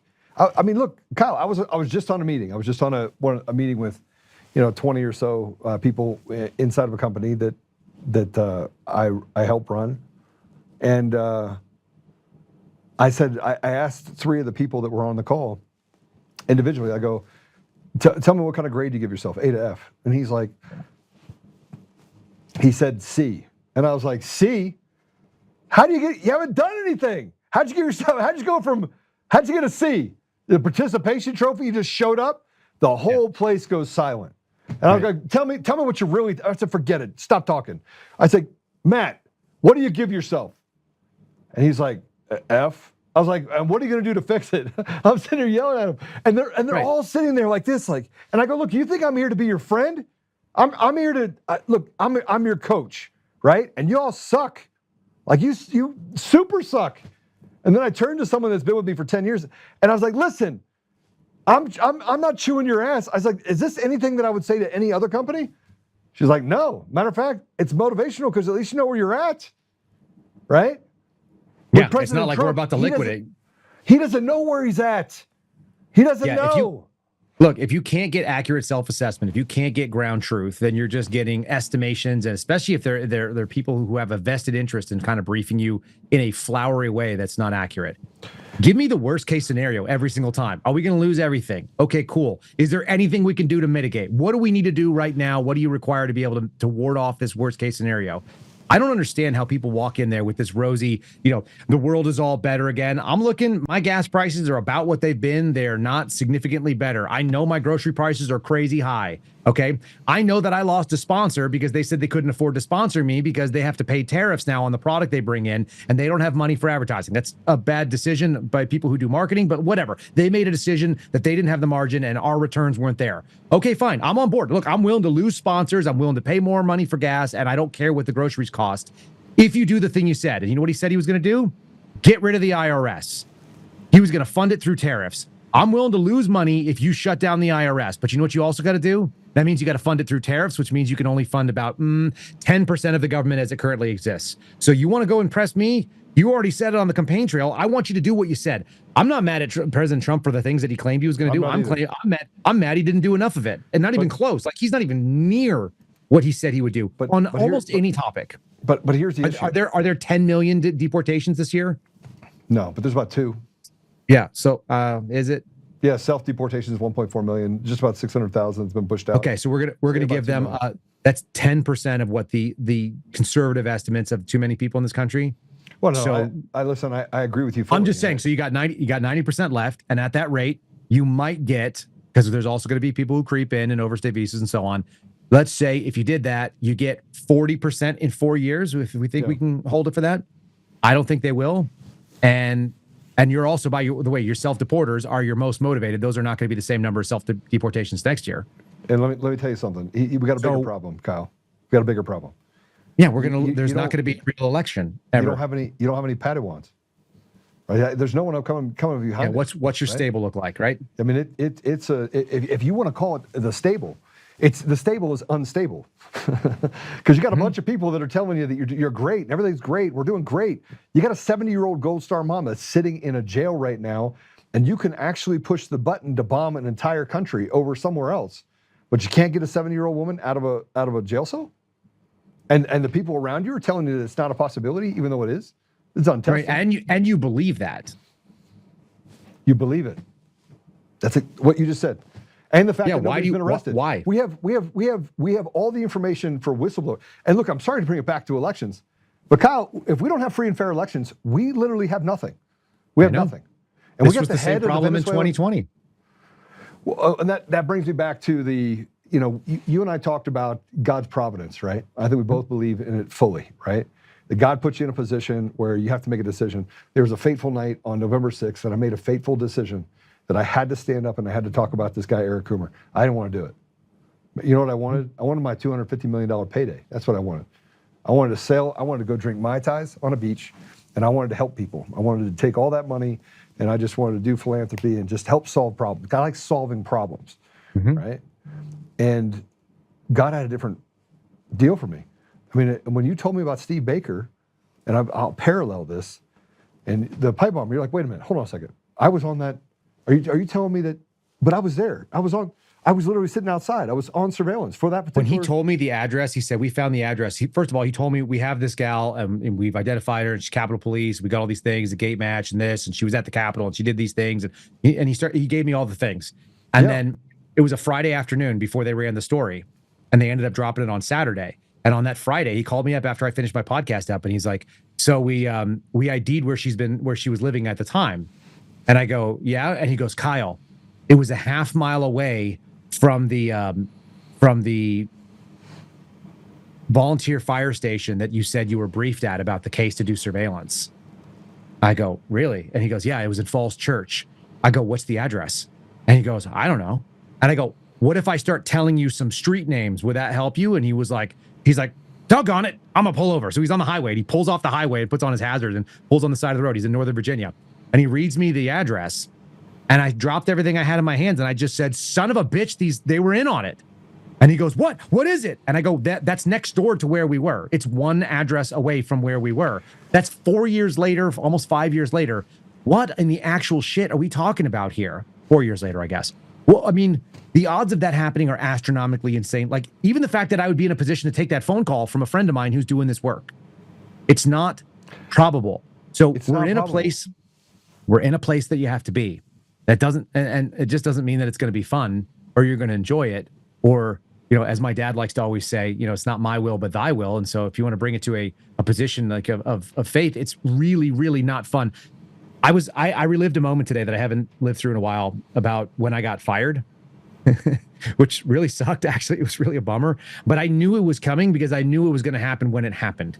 I had been removed from my office because of COVID stuff, and I'm out on my own time, and I'm taking my own, you know, my own leave, and I'm out training in the desert, and I'm out doing my shooting and this kind of thing. And this cop drives up, and right when he drove up, I went, son of a bitch, this guy's going to ask me to leave this ground. And I'm not going to do it. I was like, I know. And I'm probably going to get fired because it's not going to go well. But he's going to ask me to do something that he doesn't have the legal authority to do. And I'm going to say no politely. And I'm going to tell him why I know I'm right. But I'm not going to be, because if I can't stand here and shoot where people shoot as an FBI agent in this public land, and people shoot here every day, then none of my neighbors are going to be able to do it. And like, I got a badge and I got credentials that say FBI on it. I'm a federal agent. Like, if I can't do it and say no to this cop politely and just say, hey, man, you know, nothing for nothing, I don't think you have the authority to ask me, and I'm not going to do that. Well, then we got nothing. And so I did what I thought I should do. I said no. And, you know, 6 weeks later, they fired me for it. And I knew what had happened. I was like, well, I thought I got away with it too. I actually thought I got away with it. I was like, well, I told my boss and like nothing happened. And he went and told some people about it. And I had them investigate him. And I was like, he's a bad guy. He shouldn't have done that. And they said, yeah, we're going to investigate him. And they closed the investigation after 30 days. They opened an investigation into me on Good Friday of 2022. My wife got baptized on Saturday, Easter Vigil, going into Sunday. And on Monday morning, they took my badge and my gun, and I never worked there again. I knew when it happened. I was like, well, I'd rather be a guy who works here and fights on the inside and does what I think is right, but that's not what's being done. And now I'm sitting here talking to you. I mean, it's not a straight jump, but yeah, I can see the straight line. It's like, I knew when that happened, like my life was never going to be the same because of it. It sucks. That's what you just said. My life will never be the same. It just isn't. Yeah. I knew that moment. I mean, and I remember the moment that I asked you the question about, you know, this is the hard part, is that I know that you go in and out of it. We've talked about this, go in and out of, like, not a rage, but it's kind of a rage. Like you're kind of angry. You get really angry over certain things, and it's injustice is what it is. Like, and that's the thing. Like, you and I both have a keen sense of justice, and when you deal with injustice nonstop, yeah, you know, sometimes it takes you. So what do they say? Sometimes, you know, you get the bull, and the bull, sometimes the bull gets you, or something to that effect. 100%. It's like, yeah, sometimes you get spiked by it, man, and it makes you mad. I know you call me mad. I've called you mad. I mean, that's just the way it works. You can only deal with things that are wrong so long, where eventually it tips you over the edge, and it doesn't feel good. But you keep I keep shrugging because there's no other answer. It's just like all this stuff. I mean, it's like these are obviously true for all human beings. Everybody who's hearing this would go like, oh yeah, I get pissed off because of injustice, because injustice is inherently infuriating. It makes a 5-year-old mad. It makes my 2-year-old mad. Perpetually Indignant says honor still matters. Honor does still matter. Honor absolutely matters. You know what? But it doesn't pay. That's the funny thing. It doesn't necessarily pay. So you have to think that there is a different accounting system that matters than just like the financial thing. Because if we looked around the world and we're like, oh, who makes the most money? Who is the most rewarded on this earth? And then I just have to decide, well, is that what the real scoreboard looks like? And you have to decide that it doesn't. You have to decide, do I have enough money to take care of myself and survive? If you hope, I hope so. And then on top of it, can I also do some good for other people when things come up? I can't do big things. I can't buy anybody a house.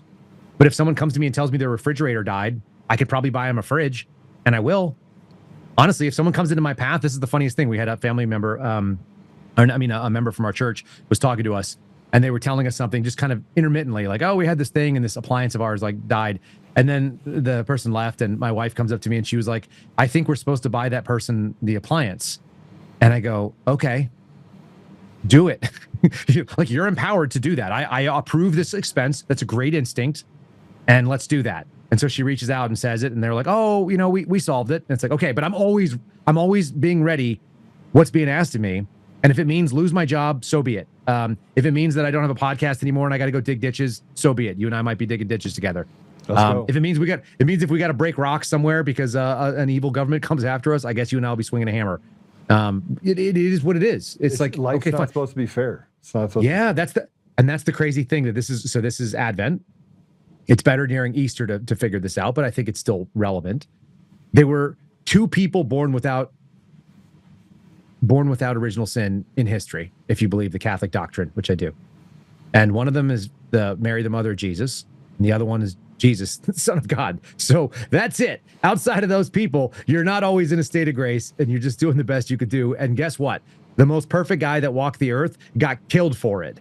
So how much worse? Like, we're lucky that we don't get killed for, being mediocre at trying to do the best we can do. Like, if you think of it that way, it actually makes it comical that our lives are as easy as they are. So that's the shrug. Yeah, I mean, obviously I came out and I said that I wanted somebody hung. I wanted people hung for treason, right? And the local 9 News used 9 News, which is one of the largest, news organizations here. His name's Kyle Clark. So he came out every day for the last 2 weeks. He's had something he's done on nearly every day. He's done on there, like, Joe calls for the execution of leaders in Colorado, and he's calling for violence, political violence. I said tried for treason and hung by the neck until dead. That's what I said. That's the punishment for treason, by the way. If you don't like it, change the law. But that's what the law says. Right? It is. And so this guy has this, like, vendetta against Here's the me. sad thing about that, because what you're saying is a judicial process. And we're like this far away, whether people understand it or not. And this is not Kyle Seraphin, like fed jacketing you or setting you up for like some inciting violence. This is the realistic, honest assessment held by me and every reasonable man that I've met who talks about it, who just, feels like they don't do what we do. They don't say it in front of a microphone recorded for all time. But when you talk to regular people, they say there has to be justice, at least an understanding that there's an attempt for justice, or man will seek it out in an extrajudicial way. 100%. And vigilantism is actually the most dangerous and scary thing out there. Like, how close are we to people just going, you know what? We're going to solve this problem because nobody else is. Well, how many people are going to go look out there and say, I mean, did you see that there was a judge in the Netherlands? Did you see this one? Mm-mm. Man had his daughter, who was young. I think she was like 3 or 4 years old, killed by what they call a migrant. So I don't know if that's legal or illegal, but whatever. Killed by some like foreign invader. The judge gave the killer 120 hours of community service. And the man got dragged out of the court because he threw a chair at the judge. I'm just going to tell you, something like that happens and you want to give community service because something happens to one of my babies, everybody dies. They're all dead. Everybody's dead that's involved in it. Hands down. Like, I'm going to hell for it. Don't put me in that position because I don't have the strength. I just don't. Or maybe I will have a burst of the Holy Spirit that covers me up, because I've seen people do things that I cannot fathom doing and forgiving killers and things like that. But at the end of the day, no, if you don't have justice, well, like I said, you don't know until the moment happens there. That moment could happen and maybe you're overwhelmed by it. I see people do it and I don't get it. All I'm saying is, if we don't have an attempt at justice where people think there's a shot at fairness, which is what civilization is, that thin veil goes away. And like, it doesn't take much. Your kids are hungry, civilization is just an idea, right? The trash doesn't get picked up for a couple of days, maybe a week in New York City. Civilization is not a thing that anybody really cares about. It doesn't take much for modern society to drop the veil and go back to 100% barbarism. That's why we have such an interesting, like, cultural fascination with the post-apocalyptic world, because it just says, like, what if we just dispense with all the pretend? What if we just went back to what it all looks like in its raw native state? And it's ugly, by the way. It's a real ugly state. I prefer civilization because I got babies. I don't want them to live in a savage world, but it exists and it's just under the surface. Well, I mean, what you said is actually more dangerous because of the fact that at that point there are no rules, and I think that's why what we have facing right now in our society. That's why what the Democrats are doing, Republicans are doing. That's why both sides are doing and allowing for. And I'm just saying, whether I don't care if it's stolen elections or not holding Comey or other people are responsible or trying to frame Brian. All of that shows that there are no rules. That there are basically two currents. There's an undercurrent, and then there's a current that you can see, the wave that you can see. And the undercurrent. The undercurrent is deadly, and it takes whoever and whatever it wants. So as long as you have your toe in the water, it can drag you in.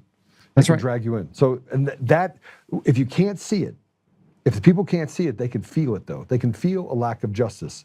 They can feel a lack of civility. They can feel a lack of fairness. And when they start to feel that way, it takes almost no time in the world before you don't really care. Go to jail. What do I care? I don't well, it even goes beyond those things because yes, justice, civility, all the other things you just said. But the thing that people can recognize, and I think everybody does, and I don't know anybody that I talk to that doesn't feel this. I grew up in the 80s. I was a teenager in the 90s. And so I remember the last, let's say 30 years, like pretty well. I'm about to be 44. And I don't remember ever a time in my life when things felt so unsafe. Like there was a kind of an undercurrent of anxiety where like there was the potential for bad things happening was like this far away. It always felt more stable, even if it was just bullshit. It was bullshit that everybody agreed to. So we all agreed that the same bullshit was happening. And so we were not in this permanent state of anxiety or, like instability. And everybody kind of feels it. Like, a lot of people are financially so close to the edge, despite doing everything theoretically right or enough things right that it shouldn't be a problem. Like a lot of people are on the edge that one false move and financially they're ruined. And that weighs on you every day. And then you look and you say, but is there justice? And then you think, well, no, there's not justice. And you're like, is there peace? And you're like, no, there's not peace. And you're like, is there comfort? And there is comfort. That's it. Is there safety? No. And how far away from the edge are we from not having any of those things? It's a razor's edge. And so many people are on the edge on all those fronts. Yeah. That it leaves them in this constant state of like elevated cortisol, elevated stress. And that weighs on you. My wife was like, I don't feel good. Why do I feel like I'm getting sick at all times? And I'm like, your body is fighting your the anxiety that you have because you're recognizing that the world is not very safe.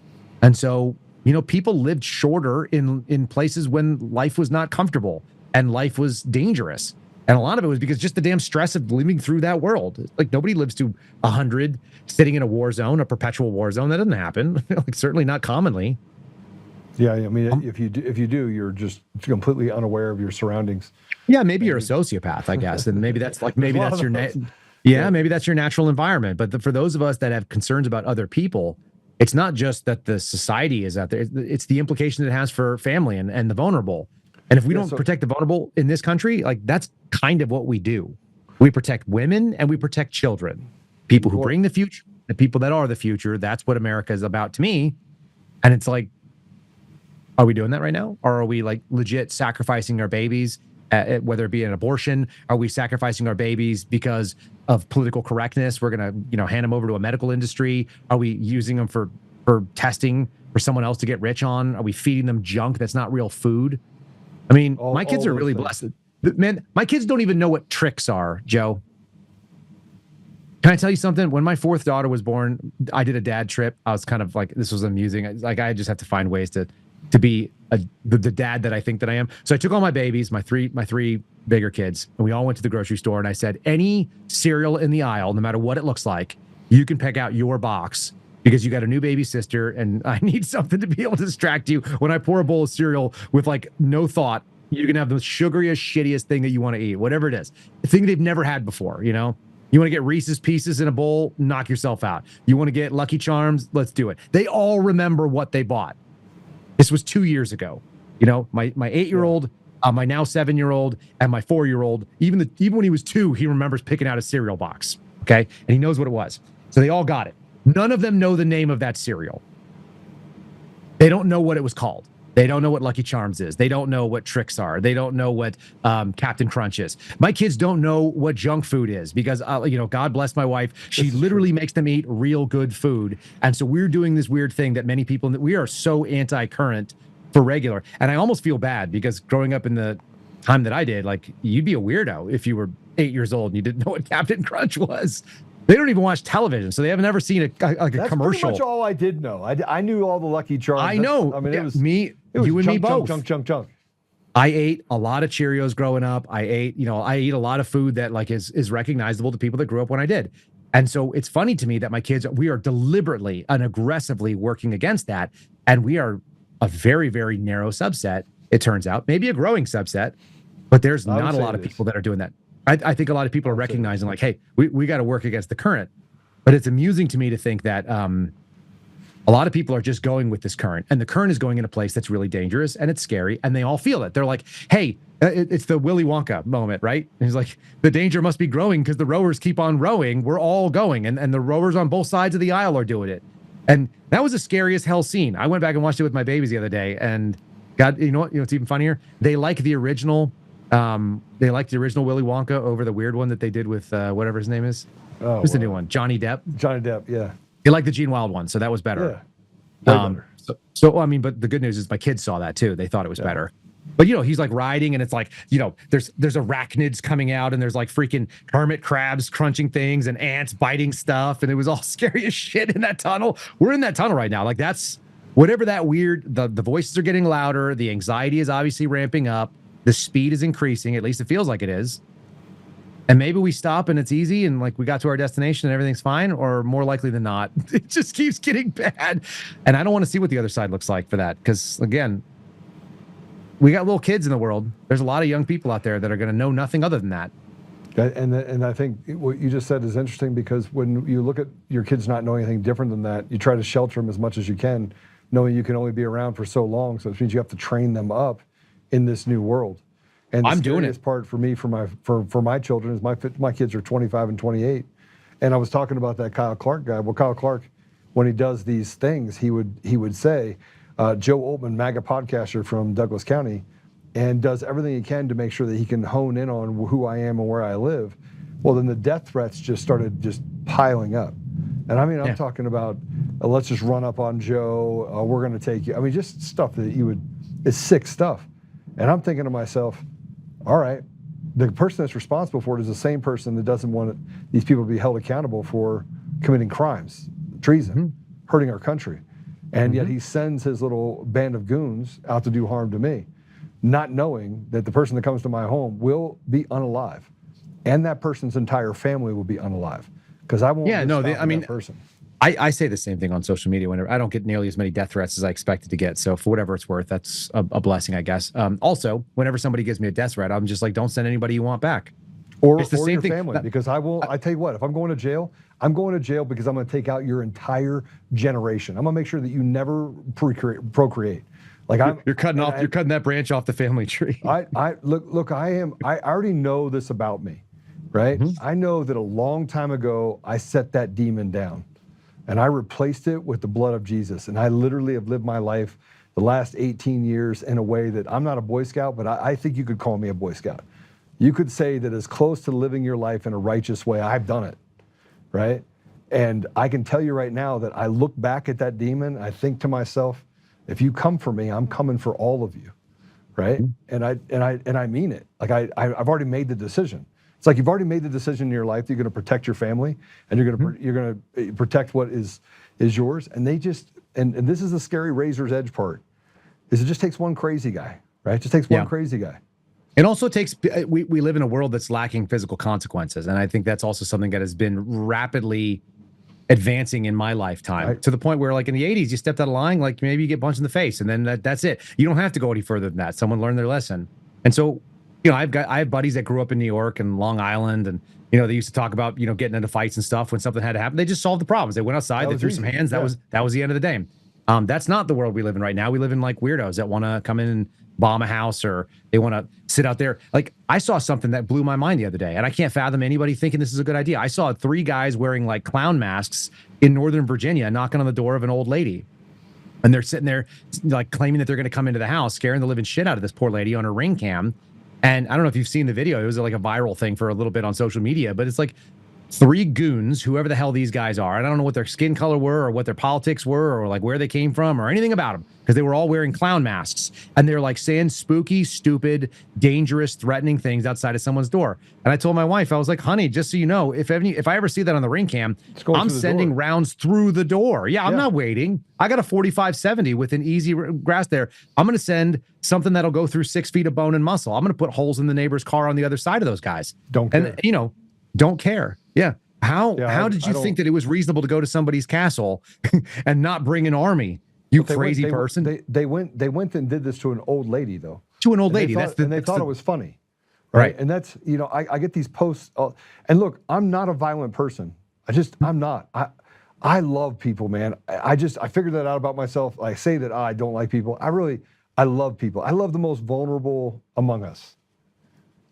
But these people are just sadistic. I put up something about Tina Peters and they put, I'm good, let her rot in jail. I hope she dies there. This is who they are. Yeah. This is truly who they are. It brings out visceral anger. I mean, there's no other way to talk about it. You just feel like you're freaking enraged when you see some. And the other day is like, is that even a Chinese bot? Is that even a real person? No, That's the thing that bothers me. Is it just something that is created, like not even real, to do that, to get strife and discord? Is that what's going on? Because a lot of that is what's happening. And that's why social media is so gross.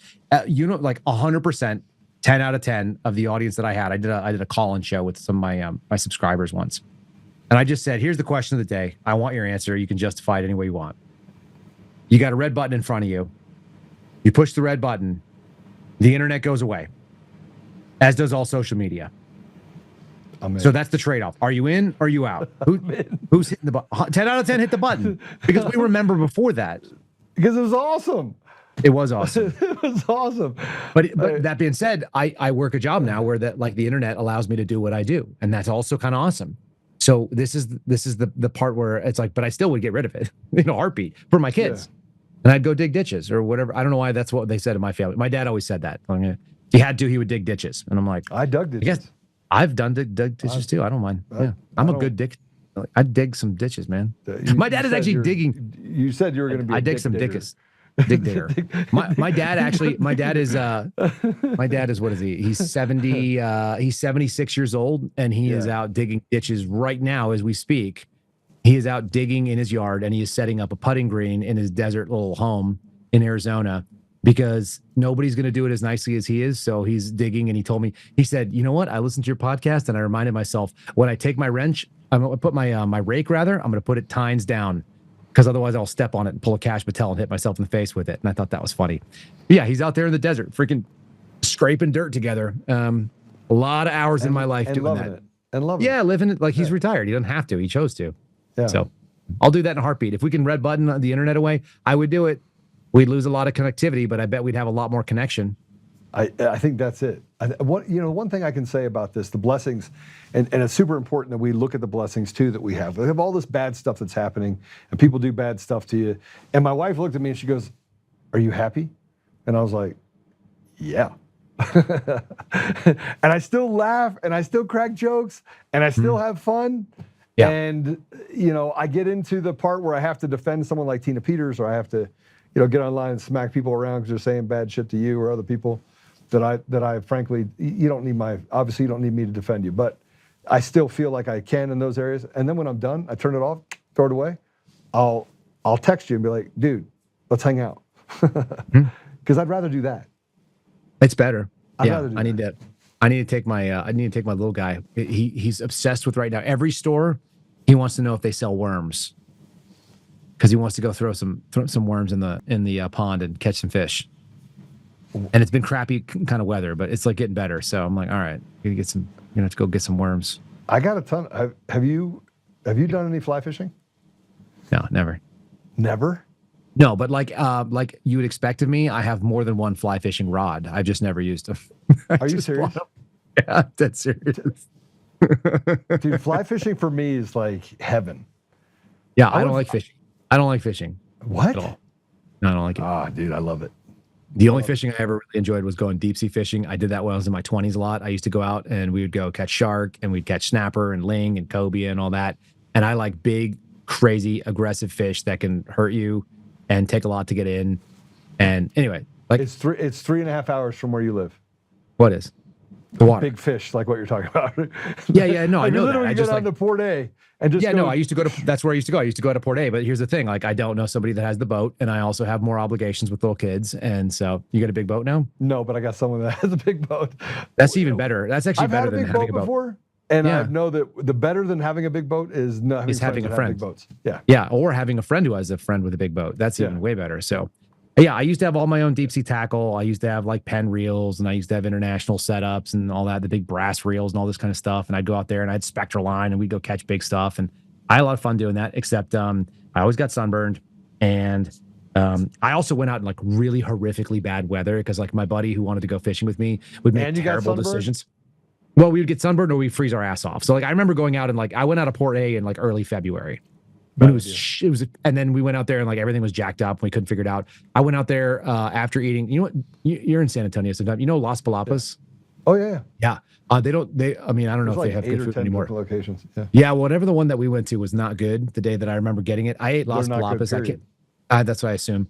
And then we went out there on the boat, and I was like puking my guts out over the side. And I don't get sick, but I ate bad Mexican food, so I was puking my guts out, chumming the water, and pulling in like monster jackfish.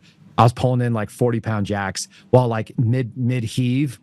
I mean, I don't do anything halfway, so I used to do that, but like now I got like a 4-year-old, so I got to do 4-year-old stuff. I can't like That is 4-year-old stuff. kind That is 4-year-old stuff. I mean, I want with to be good able to weather. remember. It's a really good. Yeah, no. Yeah, with good weather. Yeah, not shitty weather like I used to go out. We used to go out, man. My buddy and I, we'd hit the wave, and as soon as we'd like leave, we'd leave the jetties where you like go into the open water. We'd always bring somebody with us to like split fuel costs and stuff like that and bait. And then he and I would start singing the song "Farewell and Adieu" to the Spanish ladies from Jaws, like a couple of psychos. We would just sing that shit in the dark, like riding out toward the moon, like heading out into the Gulf of Mexico. We were some spooky weirdos. We were dummies. But yeah, I haven't done that in years, and yeah, maybe we'll do that. But yeah, there's plenty of real life that's still not crazy. And here's the thing: you and I are ate up with all this stuff and the politics of it and the failing of the government. And man, I'd say 80% of America has absolutely no freaking idea what you're talking about. And I know that every day I go to a playground and I talk to them. I can't. They don't speak the same language as me. I'm in like the hyper sliver of like crazy political nerds that care about the nuances because I know that nuance is what's going to kill us, but they don't. It doesn't seem to. I mean, they're happier not knowing. I used to not know, and I was happier too. I don't even think though. I have to know now. I think that more people do know now than ever before. And Yes. so I think your likelihood of running into So less that people are happy than they've ever been. That's true on both sides. I know. And I said, if the Republicans are upset and the Democrats are upset, and everyone's upset, but the government they're still smiling on the TV saying that they're going to solve all these problems, then you got a big problem. I mean, literally, the undercurrent is literally just destroying society, and we're watching it happen. And, I think this is what I assessed. Maybe give me your 2 cents on this. I think that the political left's answer to any problem is a government solution. Yes. Right? That's pretty common. Absolutely. But here's the thing. I think that the political right's answer to any governmental problem is more government. I agree. And so in almost all things that are the problem related to government, the same people have the same answer. And that's why that's what a uniparty looks like. If everybody thinks the problems in government can be solved by government, and then one team also thinks that all the other problems can be solved by more government, we're on that end because everybody is just thinking the same way. Meanwhile, there's guys out here going like, hey man, divest it to the states. Why don't you let private charity take over? What if we strengthen the church and communities and did things that actually had nothing to do with government? You can't mandate morality on people. You can only just show people a better way and have them live it. By the way, we used to do that. And this country used to be 90% plus Christian. And now we're 60% Christian, and you wonder why you have, 50% more problems, or maybe 200% more problems. You can directly correlate it to a fall off. And by the way, go read the book of Judges, people. This has all been done before. That's the other thing. It's like, it's so inevitable. You got bad leaders on earth with more and more bad problems because it's all driving off the same direction. And then we act like it's new. And they're like, and look, I know that the problems that we have uniquely are new, but the scenario is old and it is a cycle. And so that sucks because it didn't seem like it went really well for people that were living during that time. It's not an awesome time to wake up and go like, shit, we're only a third of the way through this cycle. It's going to get a lot more spinny and a lot more rinsy, you know? Well, but once you actually can see it, you can't unsee it. So then No. you just, it dulls everything around you because you can see that sooner or later, even the people that can't see it will see it. And when it hits them, it's going to hit them like a ton of bricks because it's going to be so bad that they're going to be like, "Why didn't anybody tell me?" Be like, "What? We've been trying to." What do you think I've been doing for the last couple of years? Yeah. Where the hell were you, man? And you got to know the guys that were standing on the side of the street with a sign that says, "The apocalypse is coming." 10 years ago, that we were like that weirdo, and he's like, "I told you. I kept telling you. I kept telling you 10 years ago, and I kept telling you." Yeah. And now we're awake, and we're going, "Please put me back to sleep." And partially, I don't want to go back to sleep. Yeah, and the people who made the Matrix are now transgender. So there's that. You know that? No. The Wachowski brothers, Wachowski sisters. They're like huge guys that are like awkward shaped ladies. Dressed. They're so go look it up. That's a real thing. See, there are stuff that I am willfully 100%. Occasionally, like first of all, glad to be ignorant of. Huh? It never goes away. It never goes away in my head. Like I'll always remember it. You know, I focus in on the things that I feel are the problem, not the symptoms of the problem. So people come to me all the time and they're like, "Joe, you know this is going on, this is going on, this is going on." I go, "No," and then I look it up and I'm like, "Oh shit." I'm like, well, if you have free and fair elections, you wouldn't have that problem because people would actually elect better people and you'd have some transparency in your community. And frankly, these judges never would have gotten to a place where they let the criminals back out to do these bad things to people. Just wouldn't happen. I went and listened to the Supreme Court. I went and listened. I found it online, but I listened to the online arguments that they were making in the what is it, the Slaughter v. Trump case, or I think that's what it is. This is the attempt to decide whether or not the president is in fact the actual vested person for the executive branch. Oh my gosh. And I did it on my podcast this morning. I'm like, this is not very hard, people. Just go look at the Constitution, Article 1, Section 1, the first clause of it. It's right there. It's like the executive authority shall be vested in a president of the United States of America. What is your question? That's what the executive authority doesn't have independence from the And here's the other thing. They're like, well, what if Congress wants to set up an independent thing? Congress cannot give away powers it doesn't have. That's called the separation. We already have that. That's Article 1, Section 1. Go to Article 2, Section 1 is what I meant, is where the president is defined. This stuff is not actually that hard. And so, like, back to basics. It's just like every time you see somebody when they start getting too fancy. You remember the movie? They do it in Mighty Ducks. They did it in Major League. It's like whenever the team starts having a downside, what do? You go back to fundamentals. This country needs a real simple fundamentals. It's like simple. How about look at the rules? We have a governing document. They're not really that complicated. An average person can read it right now. If you haven't read the Constitution in the last couple of years, go read it. You'll feel better. If you're in law enforcement, go read the Bill of Rights immediately. Make sure you can name all of them and why, and how they apply to your job, and then don't violate it. That's all. All right, if we just had people do that, we'd be good. But so I want to point something out just to kind of put a bow on it. Then I'm going to ask you a question about the Constitution because I think it's really important that we actually separate states' rights from the federal government. But the fact is that our founding fathers created a very knitted, worded document that allowed for checks and balances to exist between the different areas. I think that checks and balances would also include the states. And that if a state goes off the rails, there's got to be a way to get that state back by using the federalist society, the supremacy of the federal government, the fact that all the parts are separate, but they're all still a part of the jelly bean container, so to speak. Right? Well, and here's the funny thing. The left loves using the supremacy clause, except when they like using states' rights, because whatever it is that they can get to work. The right always tries to play by the rules that they think exist, and they're never willing to stretch it. And so you got one team that's playing, I always say this is like one team is playing chess or checkers or take your pick or whatever the game is, and they're sitting at the table in the park and they're playing, and the other team is driving a freaking monster truck through it. They don't give a shit. So they're not playing the same sport. They're not playing the same sport. And they're being aided by weak people in our government. They also we can't do that. Oh, that's not possible. Like, oh yeah, we're not able to do that. Worry about it later. It's like, dude, rip the damn Band-Aid off. You want to save the world? I told my buddy Garrett O'Boyle. I told Garrett O'Boyle, who's now been reinstated at the Bureau, even though they haven't given his back pay. They owe him $500,000 or whatever it is. I told him real clearly, I was like, if they come for you, they put you in prison, I'm coming to get you out. I don't know what that's going to involve. It's going to involve bloodshed, but I'm not that's when the rules are over for me. I'm done. I'm done with it. I'll come get you, buddy. You better, Same story. You better put me on that list. Mm-hmm. Put me in, coach. Let's do it. I'll come with you. They fired I'm just saying, Steve Friend? No, his attorneys fired him from being, they're not going to represent him in their lawsuit that they have against the FBI, even though that they highlighted the FBI as a material breach of the lawsuit. They said they're done representing him because they sold out to the FBI, is my assessment. I think that they actually sold out for access. So Empower Oversight announced that they are no longer representing Steve Friend against the FBI because they think the FBI has done a good enough job of showing good faith, even though they're over 100 days delinquent in default of the agreement that they have. And so anyway, this even a thing? This is why we cater to the ridiculous. Dude, how is somebody not? And this is what I talk about when I talk about lawlessness. We're in a state of perpetual lawlessness. So that listen, means there's no laws. You said you thought someone should be hung. I said it on my pod the other day, but I actually said it on a phone call with Jason Foster, who runs Empower Oversight, which was representing Steve and Garrett and a couple other guys. And they asked me, did I tell you this? They asked me for money when I raised all that money for the guys. I raised like $600,000. 13,000 individual donations ranging from $5. The biggest, like we had two $5,000 donations. Everything else was under 500 and a lot of them were under 100. Most of them were under 100. 13,000 and change total individual donations.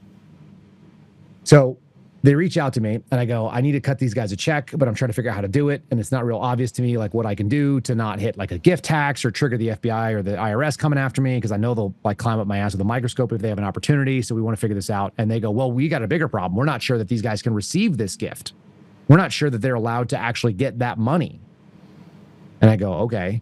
And they said, here's what we think, Kyle. Can we do a conference call? So I got on. It was me and Steve, and it was Tristan Levitt. Oh, I know what's about to happen. It's Jason Sposter. And they said, what we think, they said, what you could do is you can, we want to pay one of our attorney friends to do a findings letter, and they can write up the justification that they believe would actually stand in for DOJ policy and allow Garrett and Marcus to receive that money.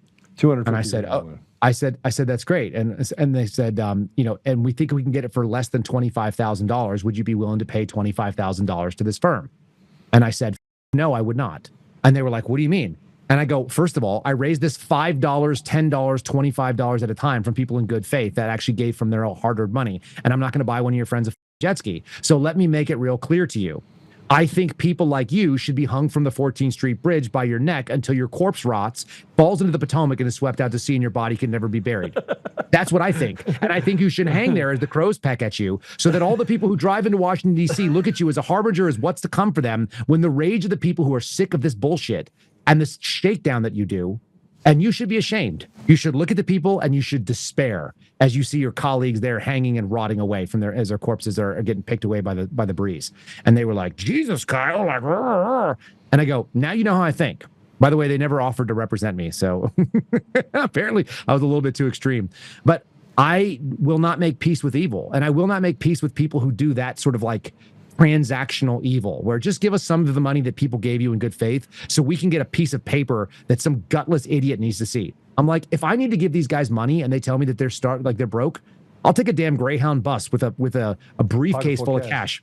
And or gold bars, and I'll go drop it on their doorstep and then leave and then tell them it's there. I will launder that money to them. I don't give a shit what you think. Like, I'm not going to write you a check for 25 grand for an attorney. And by the way, they were never able to get that justification done. So we found another way to get it to them. And we did. Anyway, just nauseating. They could have written this letter with 6 hours of time and a little bit of an AI platform. Right. And they could have done it like that way anyway. They probably would have done that anyway. And they could have done it pro bono. And they were like, we're not saying it will cost $25,000. We're saying it could cost as much. Would you commit to that? It's like, no, I'll commit to nothing.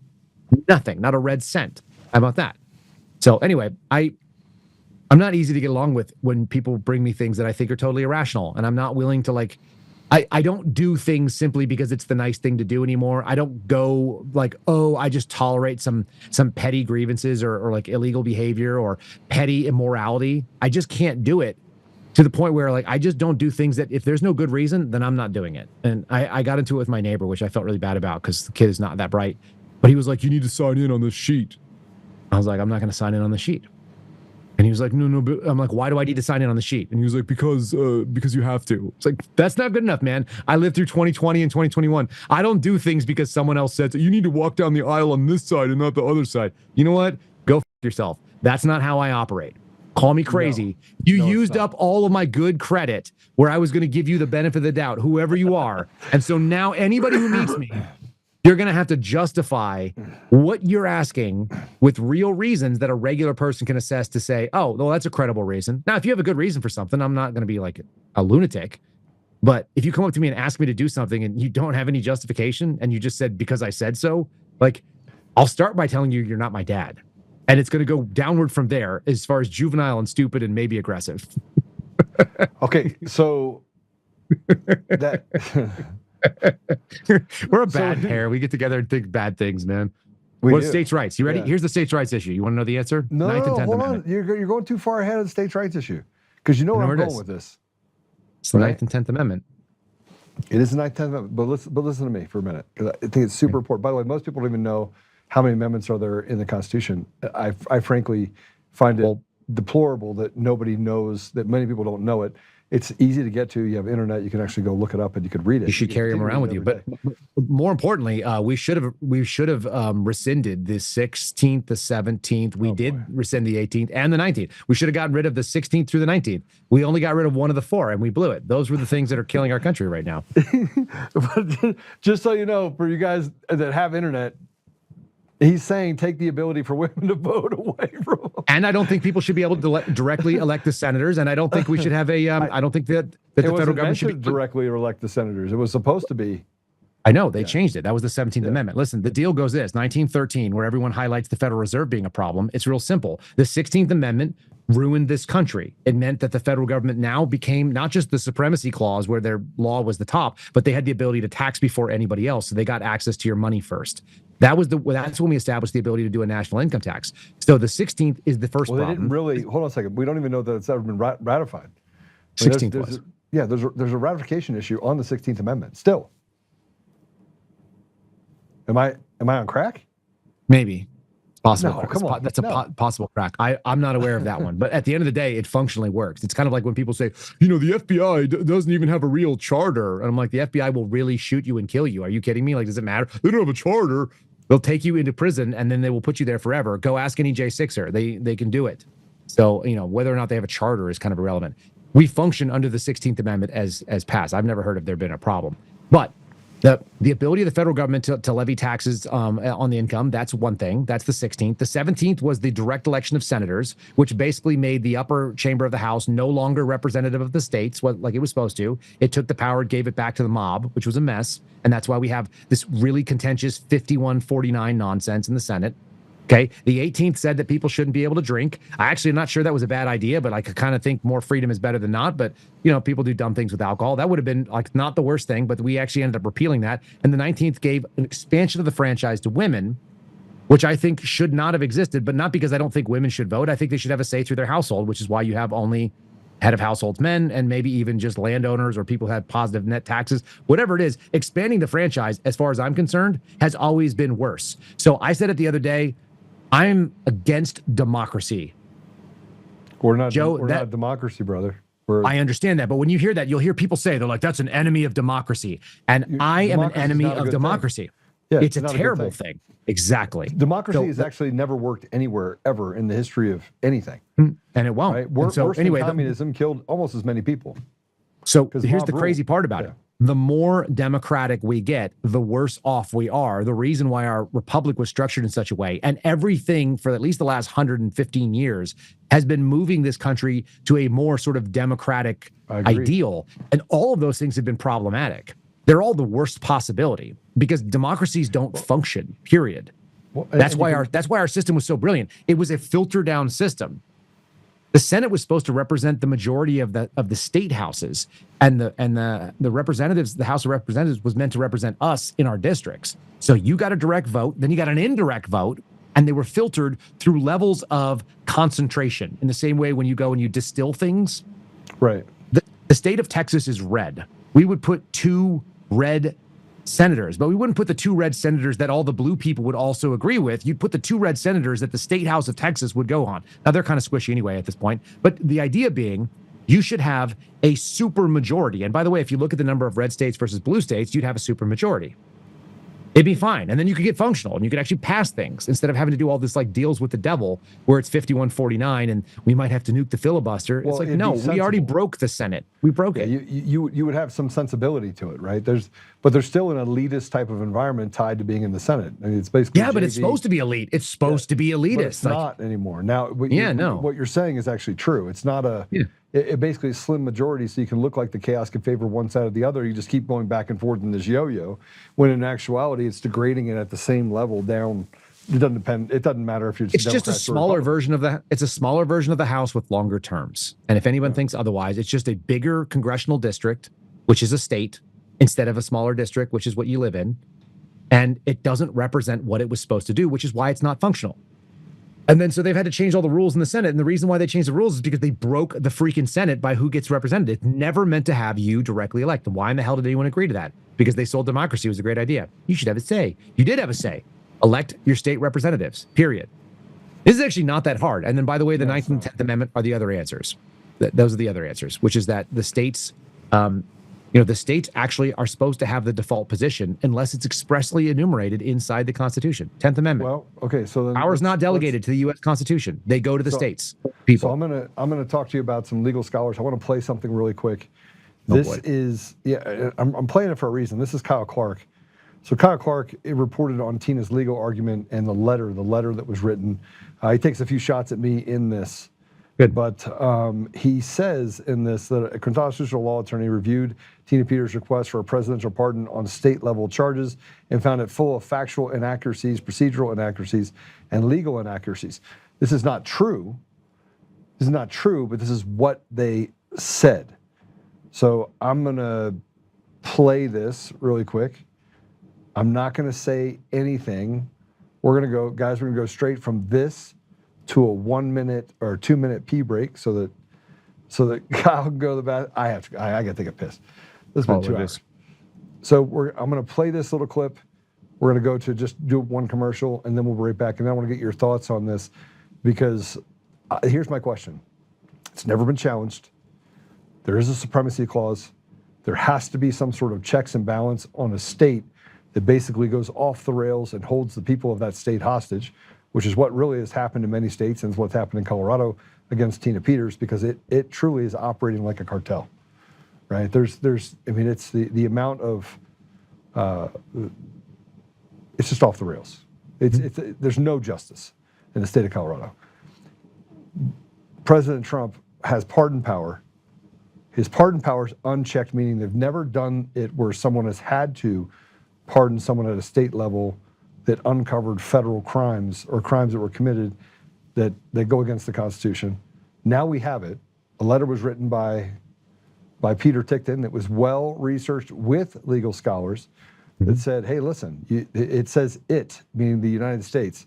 When describing the United States, it says it has the power. So meaning that the United States has the power in order to pardon, or the pardon power then is fully vested in the President of the United States.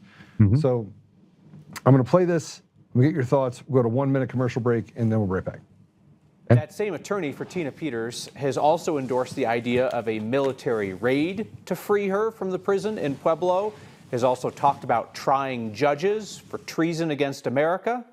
So, I mean, by that measure, a possibly illegal presidential pardon sounds downright reasonable. Until you run it by a constitutional scholar. Our Marshall Zellinger did that. The 9-page document Tina Peters' attorney sent to President Trump seeking a pardon has all the buzzwords to get the president's attention. Stolen election, Dominion, Venezuela. It also contains, well, a bunch of, factual inaccuracies, procedural inaccuracies, and legal inaccuracies, all of which would seem to undermine a request for a presidential pardon. Constitutional law attorney Jessica Smith reviewed the letter, particularly the part that says, the question of whether a president can pardon for state offenses has never been raised in any court. My initial review, just to do a gut check to make sure that I wasn't crazy, was about 10 seconds and confirmed that they were not correct. Of the several cases she found by, searching any legal database, she found a federal appeals case that cited an 1878 U.S. Supreme Court decision. They are quoting the U.S. Supreme Court saying, if there is no offense against the laws of the United States, there can be no pardon by the president. There were a handful of other cases that I saw. There was one out of Louisiana. There was one in the Seventh Circuit, all of which that said the presidential pardon extends only to federal offenses. But let's say President Trump were to announce a pardon for Tina Peters, even though she was not convicted of any federal offense. What then? It would take a presidential pardon and then some sort of court proceeding in either state or federal court where she would need to argue that the presidential federal pardon applies to Colorado's state crimes. There is a risk if the president could start pardoning for state crimes, depending on who is president. I can imagine that there are a handful of Republican governors around the country who would be really disappointed to learn that if a Democrat were sitting in the White House, that they could pardon the state law crimes in, say, Florida or Texas.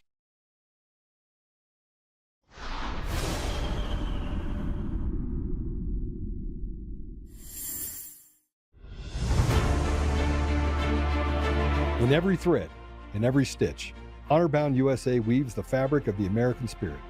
It's not just apparel, it's a testament to God, family, and country. At Honor-Bound USA, we're a family of patriots who put our faith, family, and America first. When you visit our website, you'll find a line of products that embody our commitment to pray, stand, speak, and act. As the official site for the Untamed podcast, all of our products proclaim speaking the truth with courage. We also have the powerful documentary from Professor David Clements, Let My People Go. Identify yourself as one of the few who are willing to stand for what they believe in. Join the Honor-Bound USA family today. Wear it as a badge of honor, commitment to the values that shape us, and a pledge to the bright future we will build together. Because when you're honor-bound, you're not just wearing a brand, you're embodying a lifestyle.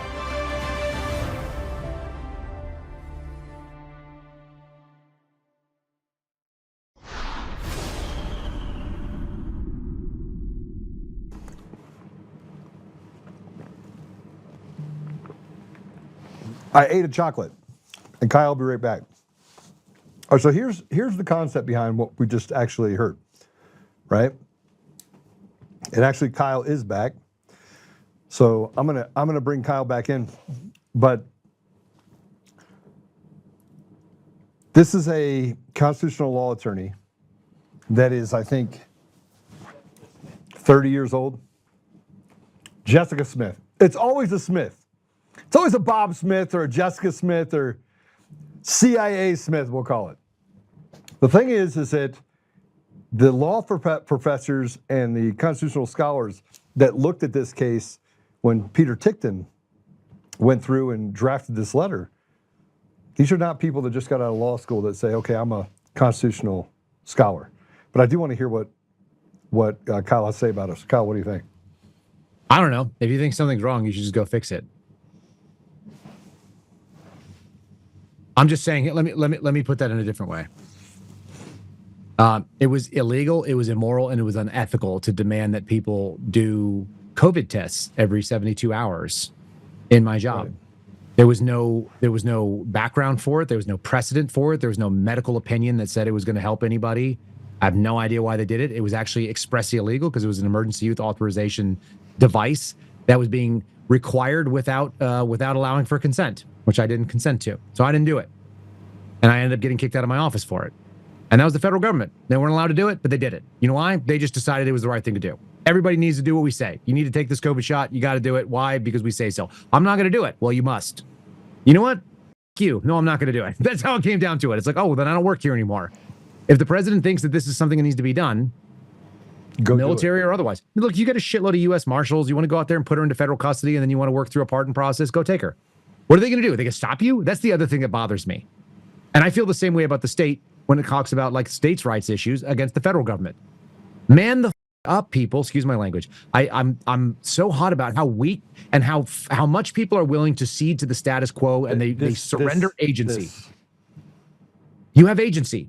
If you think there is something unjust in the world, go fix it. If you need to like litigate it later, and if it means that like some lady who's in her 70s is not sitting in a jail cell while you do it, then maybe that's the right answer. I mean, didn't they take Julian Assange and put him in a freaking embassy so that he could like hide out from what they felt was it was the improper incarceration. They said, well, we're not going to do it. We're not going to surrender this guy. He's in the embassy of Ecuador, I think was the place that he was in London. So he's going to hang out here and not be in custody.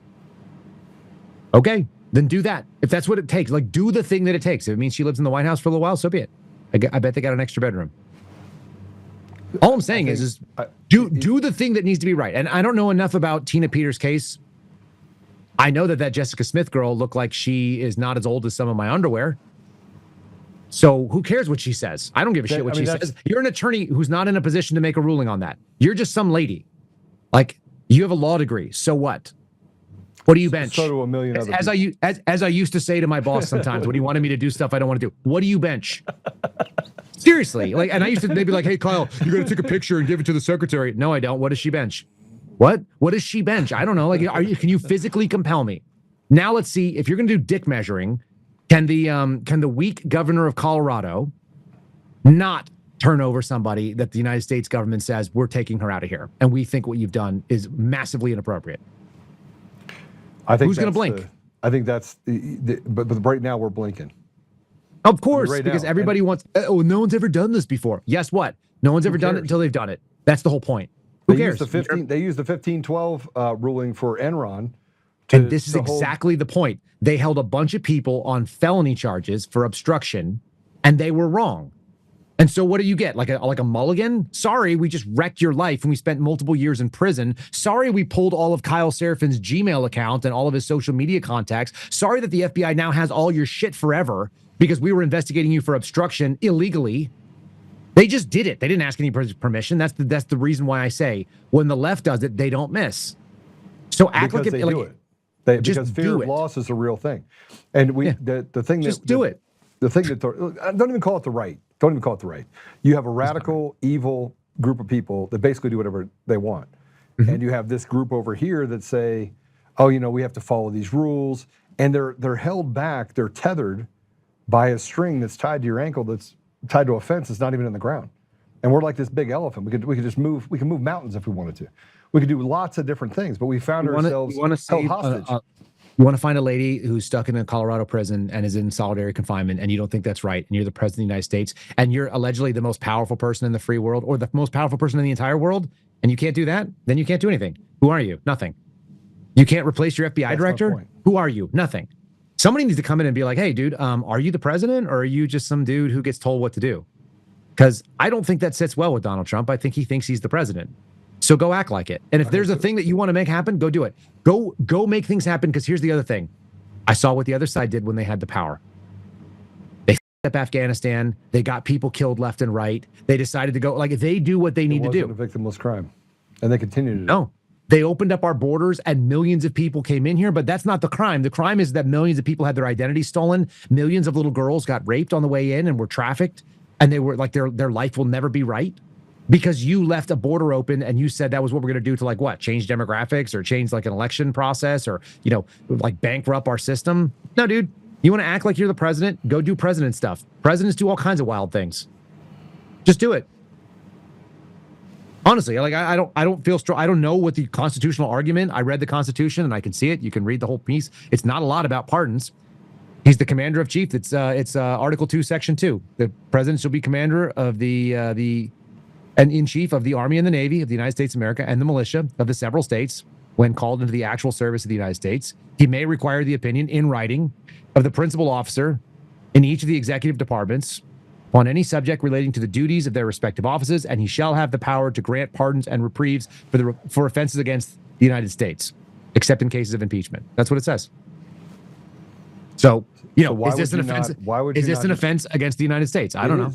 It is. So then do it. Against the United States. So then you just make the argument and then you go do it. And then it's like, come get her. What is the that's the bit that, what do you see that in it's the Lord of the Rings movie. It's one of those really powerful scenes. They're like, you want him? Come and claim him. Like, come get him. Who are you going to take him from? You're going to take it from the United States government? You're going to pull somebody from ICE custody? You're going to pull somebody from Border Patrol? You're going to pull somebody from the Marshal Service that goes in? It's like, yeah, we're taking her. She's with us. So the states Here's her paperwork. So we talk about the supremacy clause. We talk about the things that the states are allowed to do, because there's many states that are off the rails because of stolen elections, not because the people in those states feel like they align with these deals. There's no one out there that says we should turn a certain portion of Portland into the Chaz land, right? There's no group of people up in the Chaz of any significance in California or Washington that believe that it's a good idea to do ranked choice voting and to allow for mail-in ballots and to allow all the things that are going on. There are some people that for convenience would love to do those things, but it's not like they wake up one day and say, you know what, I actually don't want to vote anymore. So at the end of the day, I may actually disagree with this, because I actually do think that, like I said, if the president of the United States wants to be the president and wants to do president things, and that involves like pushing the envelope in an operationally moral world, which is that like sort of the ends justify the means, which is what we're talking about. And I don't like that. I don't like it, but that's what the other side is doing. So if you want to play politics on the same category, they got rid of everybody who was not going to do what they said in the military and in the civil service. And I'm a testament to that because I'm sitting here. So I already know what they did. They just did it. They said, hey, we've got a novel theory. They're like, I don't know if we're allowed to drone strike U.S. citizens overseas. Let's just send the drone in. What are they going to do after the guy's dead? Nothing. Complain about it? Are they going to put us up for war crimes? Who's going to send us? No one? Let's do it. So they did it. So this is not a great argument as far as like the moral grounds of it. It's not a great place for us to live. But if we're in a tit for tat, which we are, okay, fine. We're in a war, Kyle. I mean, this is actually, we're in an active war. And then the other part of it is that I actually believe the 10th Amendment is the right answer for most states, which should stand up and go, we're not going to do what the federal government says. We're going to take back the power and start the actual revolution, which looks like this. The individual most powerful governmental entity that you deal with as a citizen should be your state.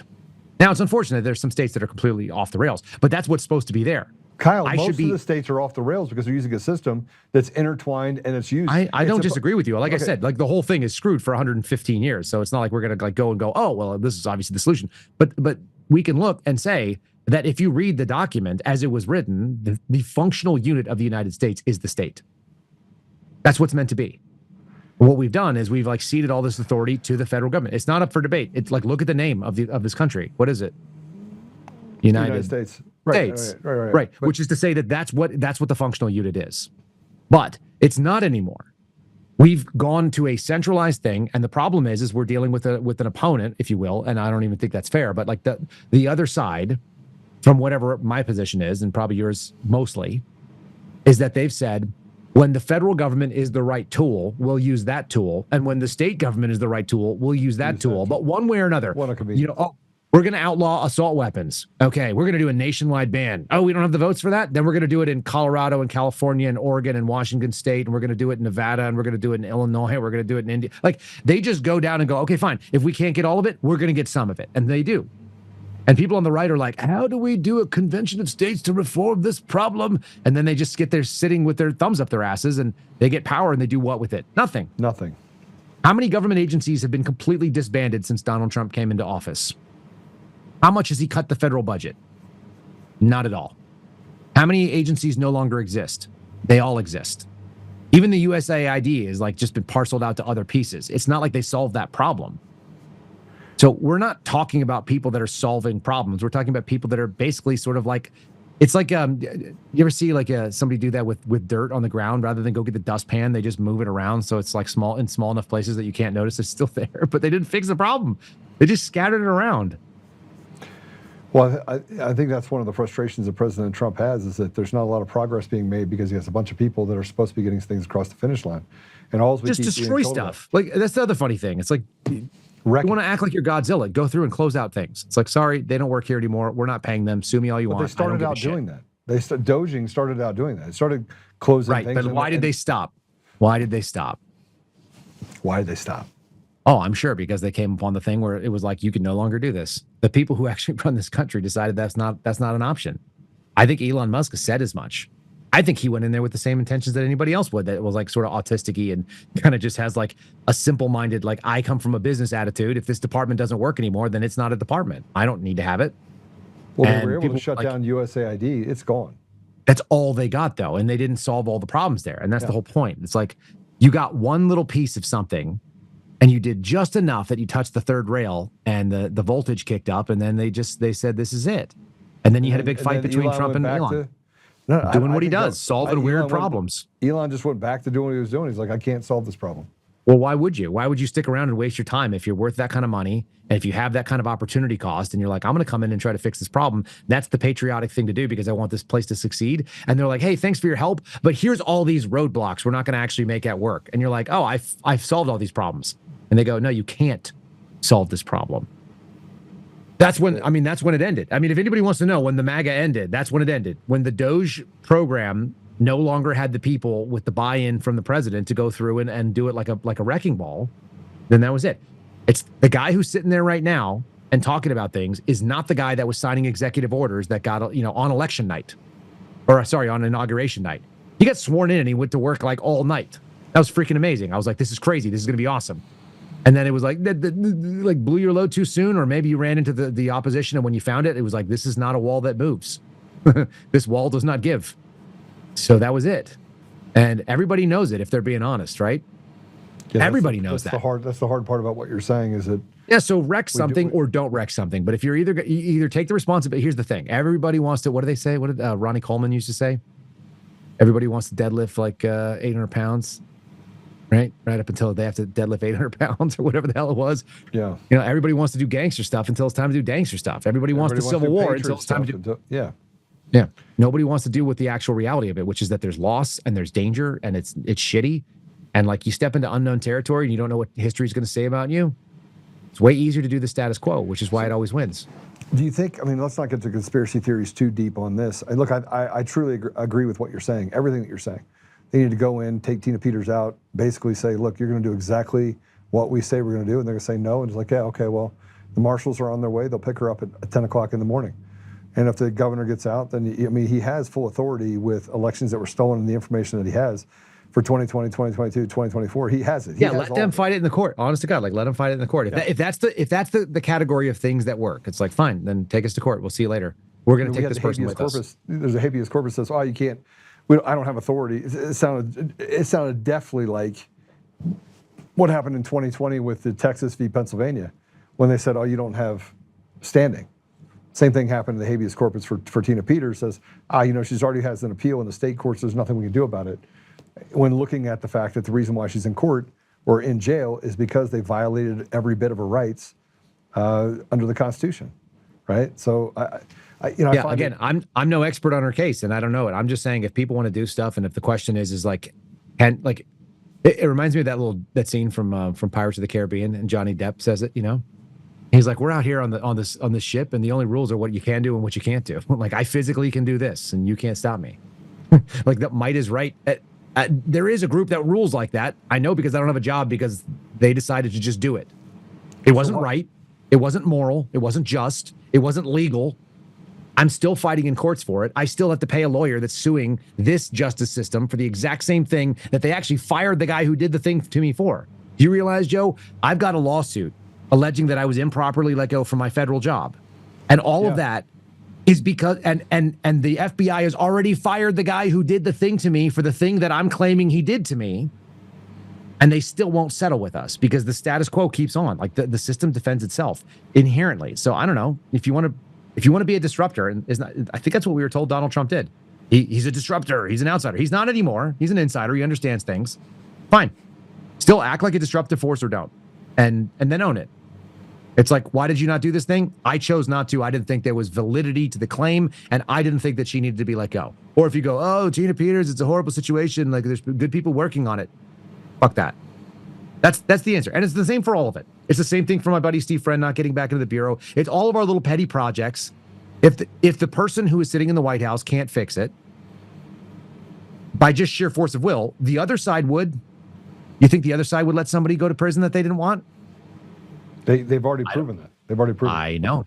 I don't believe it either. The Russian dossier that happened with the charges that, is in, was it 2024? Kleinsmith lied on a federal document that resulted in like material harm, and both to the reputation of the FBI and to the president that was at the time, and he got his law license back. You think they're going to let somebody go and pay a penalty for something when they? But John Eastman didn't. John Eastman didn't get his law license back. Right. Exactly. So one side wants to play by the rules, and one side plays by winner takes all. So I don't know. Act like you know what the game is, or don't. or don't. And I think that's where we have to get to the part where winner takes all. And by the way, you're not just facing that lawsuit. You also have another lawsuit by a honeypot, alleged honeypot. I'm suing the federal government, and then the director, the director's FBI. girlfriend is suing me. Yeah, because And who's more capable of being a critic of that guy than me? I mean, when people come at me and they would be like online, they'll be like, "Oh, Seraphin, like you're just a complainer." I'm like, "Yeah, well, how many FBI agents have you gotten fired?" Because I'm up to like 40 right now, where the things that I'm doing directly result in termination. Now, here's the funny thing, Joe. I don't think they should be fired. I think they should have been moved into places where they couldn't cause any harm and let to resign on the way that they wanted, because I know how lawsuits work as well, and I know that there's process. So, but my actions have resulted in like concrete stupidity on behalf of the people that I'm out there saying shouldn't be doing this stuff, but at least they don't work in the FBI anymore. I guess there's that. It's just dumb. It's such a hollow victory. But they I all sued too. Yeah, they all sued. They're all going to win. Yeah. That's the funny thing. They're all going to win. That's why They're all going to win. That's why they did it the way they did it, though, Kyle. You think Maybe that so, the machine was actually designed to do, put them in positions where they basically can, resign in dishonor. Well, that's not the whole goal. The goal is, hey, we're going to fire you. We're going to let this happen. You're going to sue us. You're going to get I reinstated. actually think that they I think that they the people who fired them actually do not know how to play chess at all. I think they blew it. But again, they were fired in such ways that I am confident they'll all get their job back or they'll get paid out. So it's going to cost us all a bunch of money to take care of a bunch of people who we don't want to take care of because they didn't do it the right way, which was move them to freaking Guam and make them the boss of all federal investigations at their house from here on out. That's what I would have done. It's like, what does it cost? What is it going to cost us? We're going to have to pay them the same amount anyway. We're going to end up paying them the same amount anyway. Why don't we just send them to Guam to go sit and do nothing? That would have been the better answer, just for everyone's awareness. That's what I advised Patel in January and in February.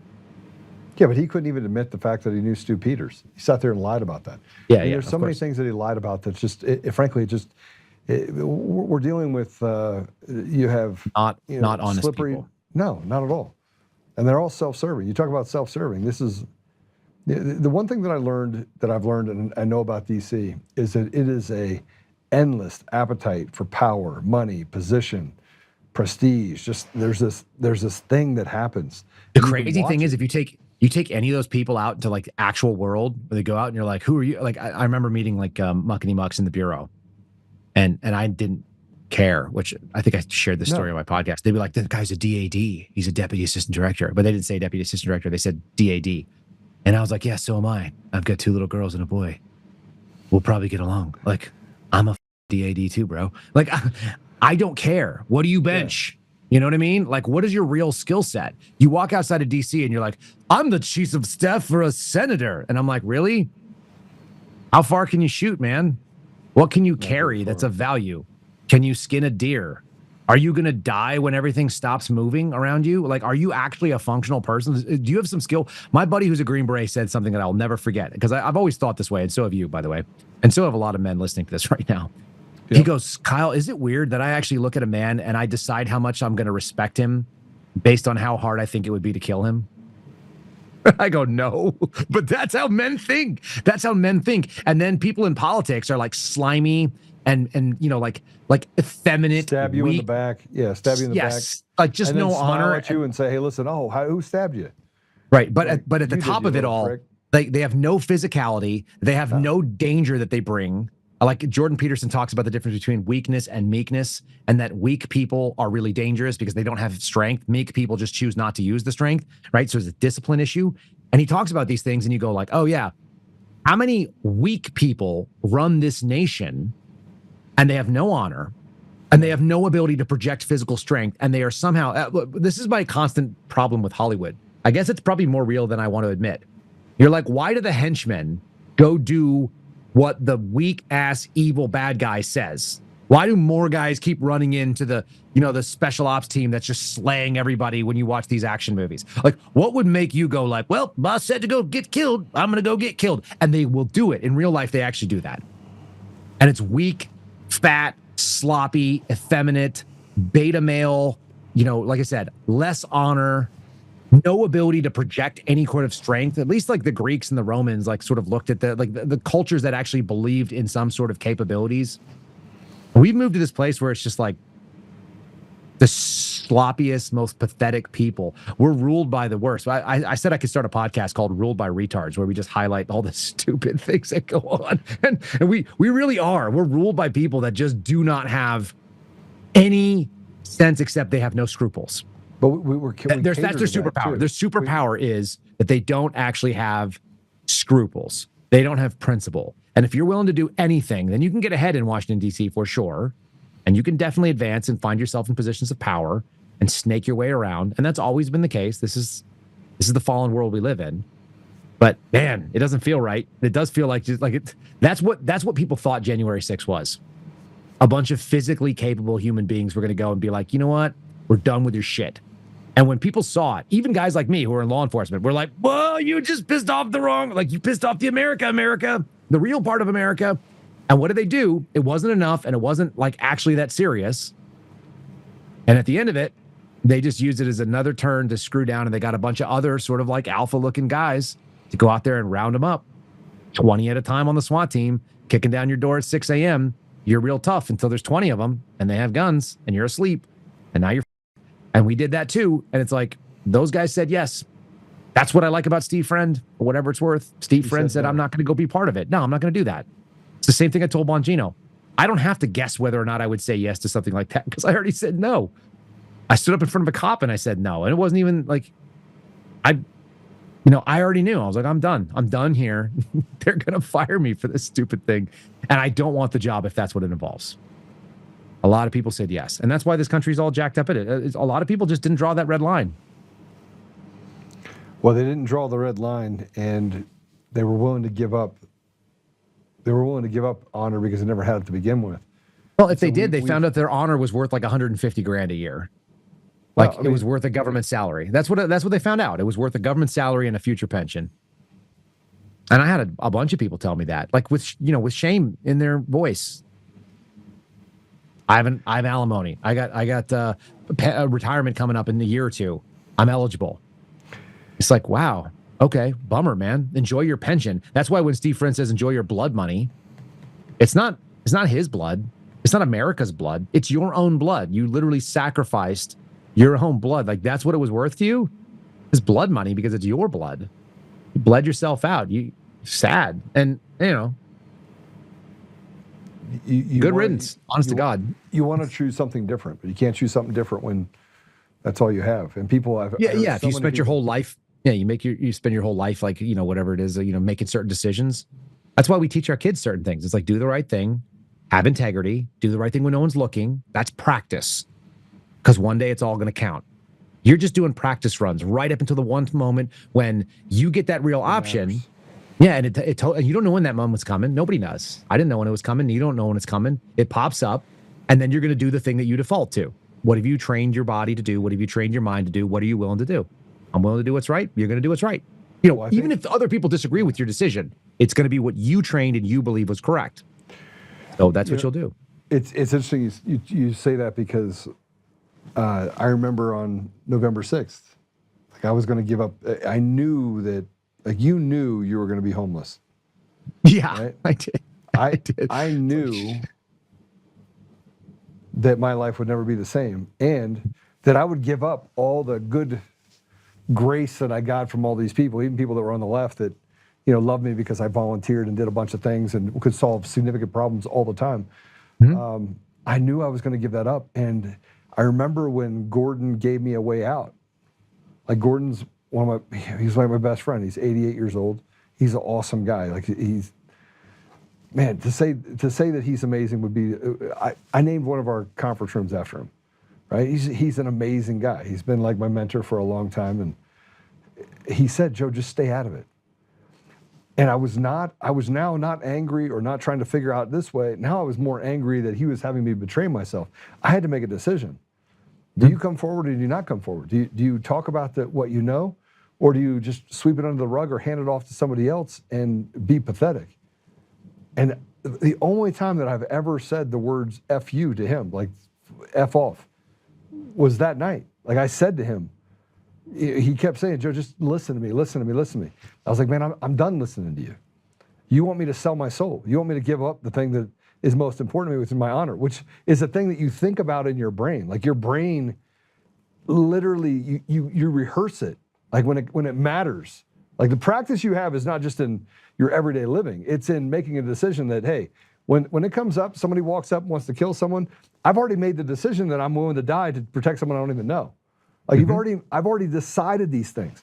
So when I decided this thing that night, it was, the conflict is that I got somebody that I respect that was giving me a way out. He was saying, just walk away. You know, you don't know what that was, because all it did was harden your heart to do what you needed to do. And that's the other wild thing. And my dad always says, look, you got to say thank you for the things that you don't realize are blessings. It's like, if it had been someone that was, what if it came from someone different that wouldn't have actually had you react that way? Yeah. And so anyway, I don't know. I don't know how things work. I look in the rear view and I go, here I am. I can see why I'm here. I can see how I'm here. And I'm okay being here. But I don't understand like what made all those things connect. And I don't necessarily need to. And that's actually kind of a peaceful position to be in, where you're like, look, one way or another, I'm here. So I'm not negotiating. I can't negotiate that I'm not here. And so I just keep going forward. It's like, can you sit and worry about how it could have been? You know, do you sit there and say, well, I never once have war gamed. Like, what if I had just done this? I never do that. It occupies 0% of my time, because it's like, well, it wasn't really an option. So why would I care about like a thing that was never going to happen? But if you walked away from that cop, it was never an option. I was never going to walk away from the cop and say, oh, okay, yeah, I'll just do what you say. If I had done that, I wouldn't be Kyle Seraphin. And I am. And I'm kind of a jerk sometimes about things that I feel really passionate about. And I'm not going to give up on somebody else's Second Amendment or my own rights. So it's like, no, sorry, dude. All my free passes where I just rolled over for something, they got ate up a decade ago. It's not happening. So now we're going to find out what the consequences are. Now I live in a world of consequences. Things happen. I react in an honest way, however much people dislike it, irrelevant. That's what's going to happen. And then it's like, okay, well, I live in a world of the consequences of the actions. I already know what the actions are going to be. You can throw every scenario, just like I could run at you and say, Joe, here we go. Pop quiz. You remember like the movie from Speed? He's like, pop quiz, hot shot, whatever, right? I can pop quiz you and we know what you're going to do. And you know what you're going to do. And I know what I'm going to do. It's not a question. But there's a decade and a half, 2 decades, whatever it is, 3 decades worth of history to be able to base it on. You already know what you're going to do. You get tested for something, you know what you're going to do. What's sad is everybody kind of made this expectation that all the wrongs that really needed to be righted, that required some kind of you attitude, they're not happening. And this was the statement. I think I had this once with Alex Jones when we were talking about Bongino. Because Bongino has money at this point. Would that be fair? Right. $200 million. Yeah, that's money.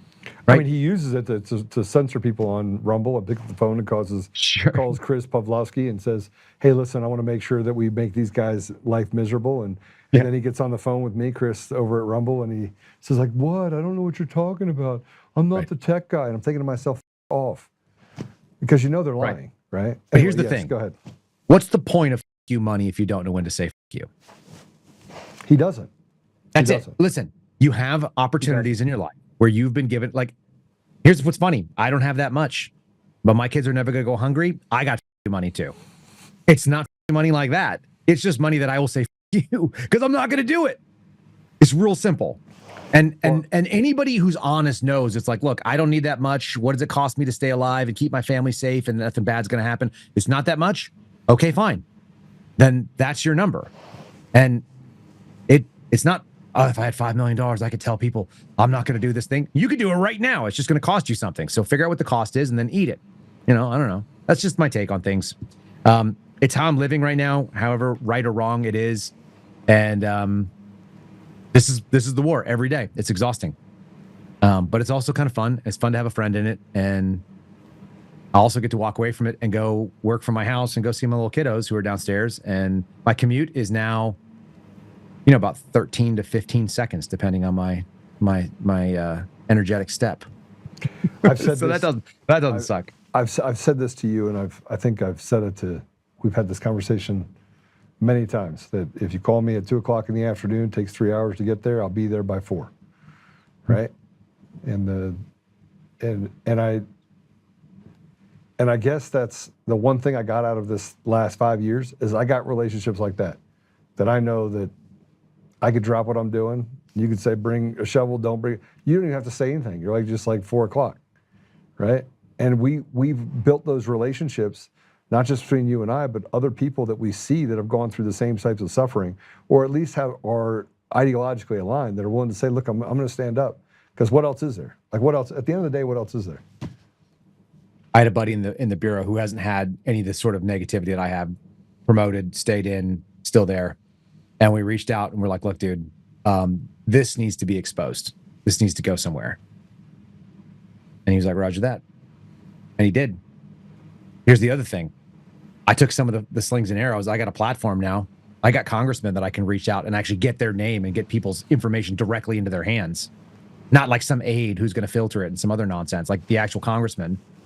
And that person still has a job because we can go out there and do what needs to be done. And that happens on occasion now. So it's not all losses, even though it's really frustrating. No, it's not. There are gains. The gains are just probably not enough to ward off what's coming off if it doesn't have some bigger players get into it. And they're still sitting on the sidelines deciding whether or not they actually have a big enough stack to bet. And the answer is like, obviously you do. And what's the worst thing that happens? I mean, if Trump screws up the next couple of months, he'll lose the midterms and he probably dies in prison. I would be shocked actually to find out that the left doesn't have the instinct to do that, even though he's out forever, because they're vindictive on this guy and what he represented. And they've made him the poster child of everything that's wrong. And they've taken what they did with George W. Bush and some of this sort of demonization of people on the political right, and they've taken it to a whole new level where they really they can't walk away from it anymore. They cannot walk away. Like they've committed that Donald Trump basically he has to be hounded to death. And so why are you not playing like your life's on the line? You got into the fight for the death and you're not acting like you die if you don't win. That's what bothers me. It really does. I don't understand it, but I don't know the guy. I just watch from the outside, and all of that just makes me go like, hey man, do you not realize the stakes? This is table stakes here. This is everything's on the line. It's so scary. I'm gonna say something that I know motivates me. It motivates you. Mm-hmm. I don't think Trump cares about himself. I really don't. I actually think that he's already that book's already been written. And I say that because I know that the heaviness by which he operates, you're now seeing it come out in hot mic moments, which I haven't played yet. If you guys want to go out there and look at hot mics for President Trump, he talks about it quite clearly. I want to know why he's not fighting for his granddaughter. That's I right. want to know. His kids are on the line too. His grandkids are on the line for sure. But bypass his kids. His kids are grown. Eric, Tiffany. Yeah, but they'll bankrupt those people. They will hound them to death. They will do everything they can on the same level. They're already doing it. They're shorting every one of the stocks that Don Jr. is actually a part of. That's what I'm saying. They're shorting it to a place right now where even as they do really well, the stock is literally being tanked into the corner, right? Mm-hmm. They're doing what they said that they were going to do, and we've allowed it to happen. And because we don't have any mechanisms, look, we have a Fed meeting tomorrow, announcement that's happening tomorrow at 12:30 our time, right? 2:30 on the East Coast, mm-hmm. And there's this heaviness as to what's going to happen because you can't get rid of the Fed chair, and you can't, every time he turns around, he can't get rid of the bureaucracy that's basically ruining our country. It's basically holding it down like a paperweight, right? But if I were President Trump, the reason why I would make some harsher decisions over what's happening right now is because of his granddaughter. Because Kai's she's a beautiful girl, she's a great golfer, very close to her grandfather. And frankly, that would be the only thing that I thought about every time I went to make a decision. The same way the only thing I think about is my kids, your kids, the fact that I want them to have a better life. I don't give a shit about myself, right? I'm at the point where I've already written myself off, frankly. I've already said, look, I'm 51 years old. I've already lived a great life. I've had an amazing life. Now, he's 78 years old, right? It's now time for him to set aside any ideas of his legacy, and he's got to get to doing the hard things, or he won't have a legacy. Because they're going to do exactly what you said. They're going to make him die in prison. Yeah. And he's okay with that, right? He's okay with whatever the consequences are, except for he doesn't want those consequences to be carried down generationally. And how about Barron? Barron's not grown. I mean, Barron's going to be a specimen. I'm going to tell you right now. I don't disagree with you. I'm just saying, like that's his, forget grandchildren. How about your actual son? You got to look at that and go, what is the world going to look like? And what does it look like if you grow up, your dad has to either live in exile or die in prison. And that's literally what's on I'm not catastrophizing. That's not how I operate. I don't say stuff like that. That seems really obvious to me. Every conversation I have with people who understand what's going on, every discussion that we have on people who understand what actual real power looks like, which is people who are willing to actually use it. It's not like a guess. They already showed you what they would do. They did it. And that was with the and they did it. They didn't go like, well, we kind of have to pull back from the cliff. Nobody pulled back from the cliff. They hit the freaking gas pedal. They Thelma Louise over the edge. And they're doubling down now, and we're going to see it again. And so again, I know that your function is whether or not we have safe elections or whether we have accurate elections. I think that's really critical. It's not where my brain is because it's not my expertise. It's not a thing I invested time in.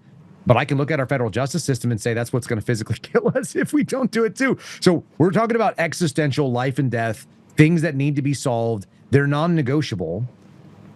Great. We got the tourniquet on the border. I think that was huge. That was a big deal. But 1 out of 3 ain't good enough, it turns out. It's not. And you got to look at the symptoms versus problems, right? Hold-ons within hold-ons, systems within systems. They call it the XBML, business model language. And I think President Trump understands business very well. And he's got to look at what the symptoms will be for this country if he doesn't actually get it under control. And it may be a small thing to take Tina Peters out of jail, but it may be a big thing as well. And he's also being held and restrained to his pardons. Like he did not pardon Joe Biggs. He did not pardon that's Rhodes. such nonsense. Like, what are we doing? What would that cost you? Nothing. It would cost him nothing. But he pardoned a drug trafficker, right? Which I don't dislike the fact that he have a guy that changed his life or the dynamic of his life. But if you start picking and choosing winners and losers, you've already lost. You've lost the war. You've lost the idea that this game theory, and that's what I believe that the left is doing right now. This game theory is actually taking over every part of our society. And rather than it being game theory, and I played this clip yesterday, I put it on my page yesterday because I'm fascinated by the mathematics behind how the left calculates and how we use feelings, right? We use, I wonder what they're going to think of us and fear of loss and all these things. We don't get to the calculated, cold decision that if I do these 3 things, I get to kill off all of this evil, right? And that's what you have to do. You have to be able to strangle out the cancers in our society. And frankly, I don't think people have the stomach for it, and they're certainly not looking at the right focus. If he focuses on Barron and he focuses on Kai, if he does that, he wins. If he doesn't focus on them, he's going to make decisions based upon win, lose, good, bad. Do I look good? Do I look good? Do I avoid looking bad? What's the press say? What do my polling numbers say? Like it's like, who cares, man? I mean, but he's got so many bad people that are in his ears. I mean, let's talk about it, Kyle. He's got too many people that are bad in his ears. And you got some really good people. Ed Martin's probably one of the best people ever. He's the pardon czar. So why the is Joe Biggs not pardoned? The guy that served his country for 20 years, that now has no access to VA. And it would have taken nothing to give him a pardon. But because of the fact under game theory, it would have allowed for that to swelter up and say, okay, now the militias are okay. It's okay to have Proud Boys. Okay, it's okay to have the Oath Keepers. So they kept those guys behind it, and none of them were even involved in J6, and they got charged with sedition. So there's so many things that I see that are just fundamentally wrong. They're wrong. And it takes literally ripping off the Band-Aid, doing the right thing, and doing what you said. We're so back, baby, though. What about Benny Johnson? He said we're so back, baby. He said we're winning. Benny's a little fag. Come on, he's not even a real person. He's an influencer that has never accomplished anything in his life. Nothing. He's never accomplished anything. And that's my problem with these people. I'm sorry, Kyle, you've done some amazing things. You literally went to work for a sales deal organization after you read a bunch of books and went like, all right, I'm going to go do this interview. You did the interview, didn't know jack shit about what you were doing, still got hired.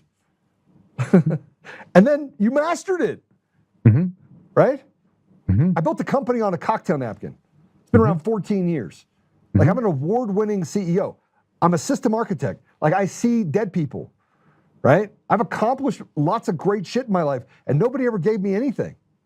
I had to go do it. And he's got a bunch of people around him that frankly have never done it. Benny Johnson's never done a thing in his life. Tell me I'm wrong. Tell me what he's done. can't say that. I don't know. I'm frustrated. I know you are.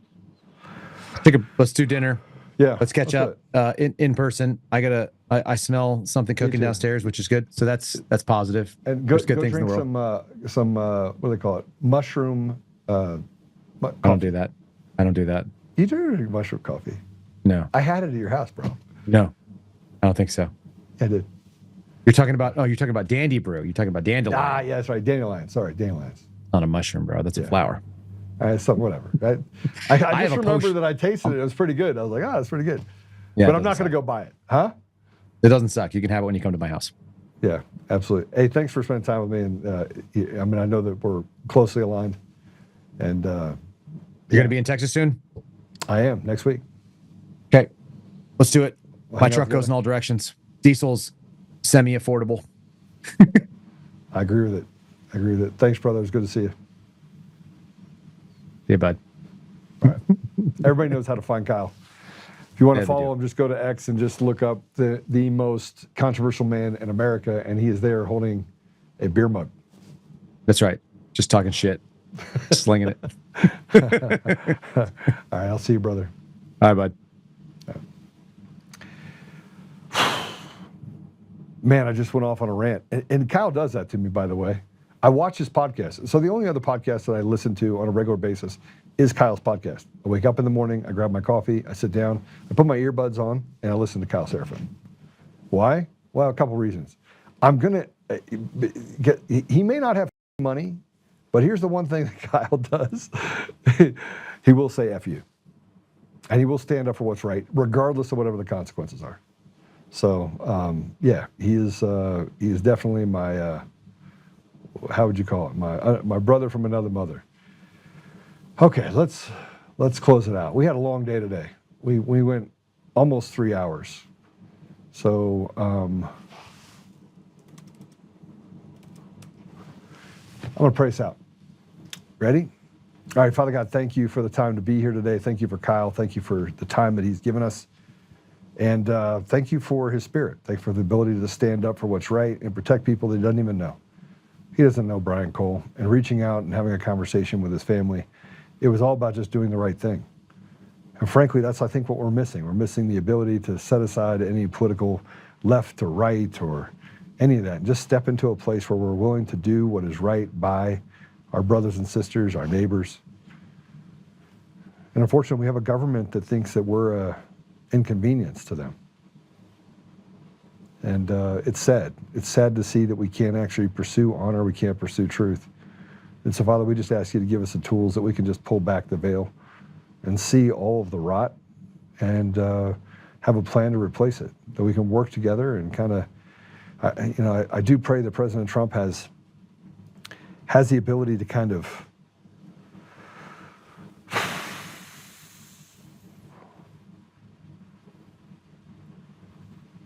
rip the Band-Aid off and do what's right by the American people, regardless of the consequences. And Father, we just want Tina Peters out of jail. More importantly, we want to restore order and give back the American people the ability to have a voice in their own nation and not feel like they've been captured or enslaved or treated as if they're lesser than those people that are not even from this country. And I'm not even saying that we can't have immigration into the country. I'm just saying that we should support those people in our own country and not step over them in search of supporting someone that was never here to begin with. And I know the biblical implications of loving your neighbor and taking care of those less fortunate. But how is it that we can take care of those that we see as less fortunate while stepping over the less fortunate? And how is it that a government that's so out of control and lacks just basic courtesy, basic goodness, can run amok of our society, our communities, our country, and that it can be supported by such nonsense? And we can sit and look at it. Left, right, doesn't matter. We can see it. We can't do anything about it. So, Father, I ask that you give us the ability, the tools to do something about it. And that our leaders, President Trump and people around him, can have the courage to do the right thing. And sometimes you just have to, as they say, wreck it. So if that's the goal, then if that's the thing that needs to happen, Father, I'm just asking that it happen. And that it happens without us being able to be driven towards violence. It says, blessed are the peacemakers. But we recognize that in order to get to peace, we do have a little bit of force to push evil back in the hole it came from. So, Father, I just ask you if that's the right pathway for us to go, that we can just get there. I ask you to bless those people that are sick too, Father. Bless those people and bless us that we may be able to support them and take care of them. And I say these things in Jesus' name, amen. All right, I will see you guys later. Let's see, who do we got in there? You guys have a bunch of stuff in the comments. Benny Johnson is a propaganda fag. Yes, he is. Benny and Nick are gay. Who's Nick? Who? I don't know who the Nick is. All right, you guys have a good one. I gotta go. I gotta go to the meeting that I just now figured out that I'm a half hour. My computer didn't reset, so we'll talk to you later. Great meeting, great conversation. I'll see you guys tomorrow.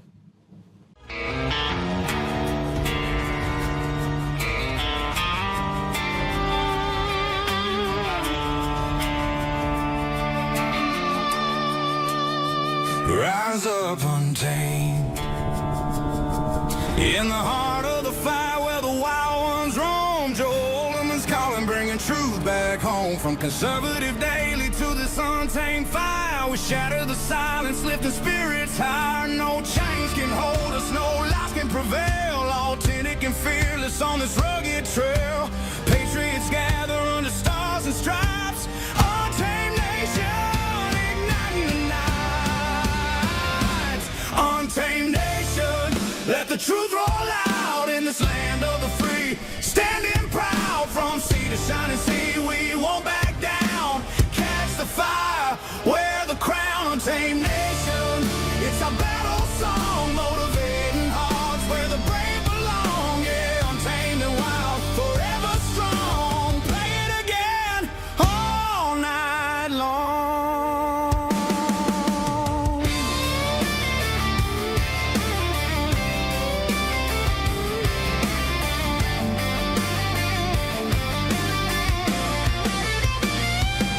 Break the mold, chase the real, no more games, time to heal.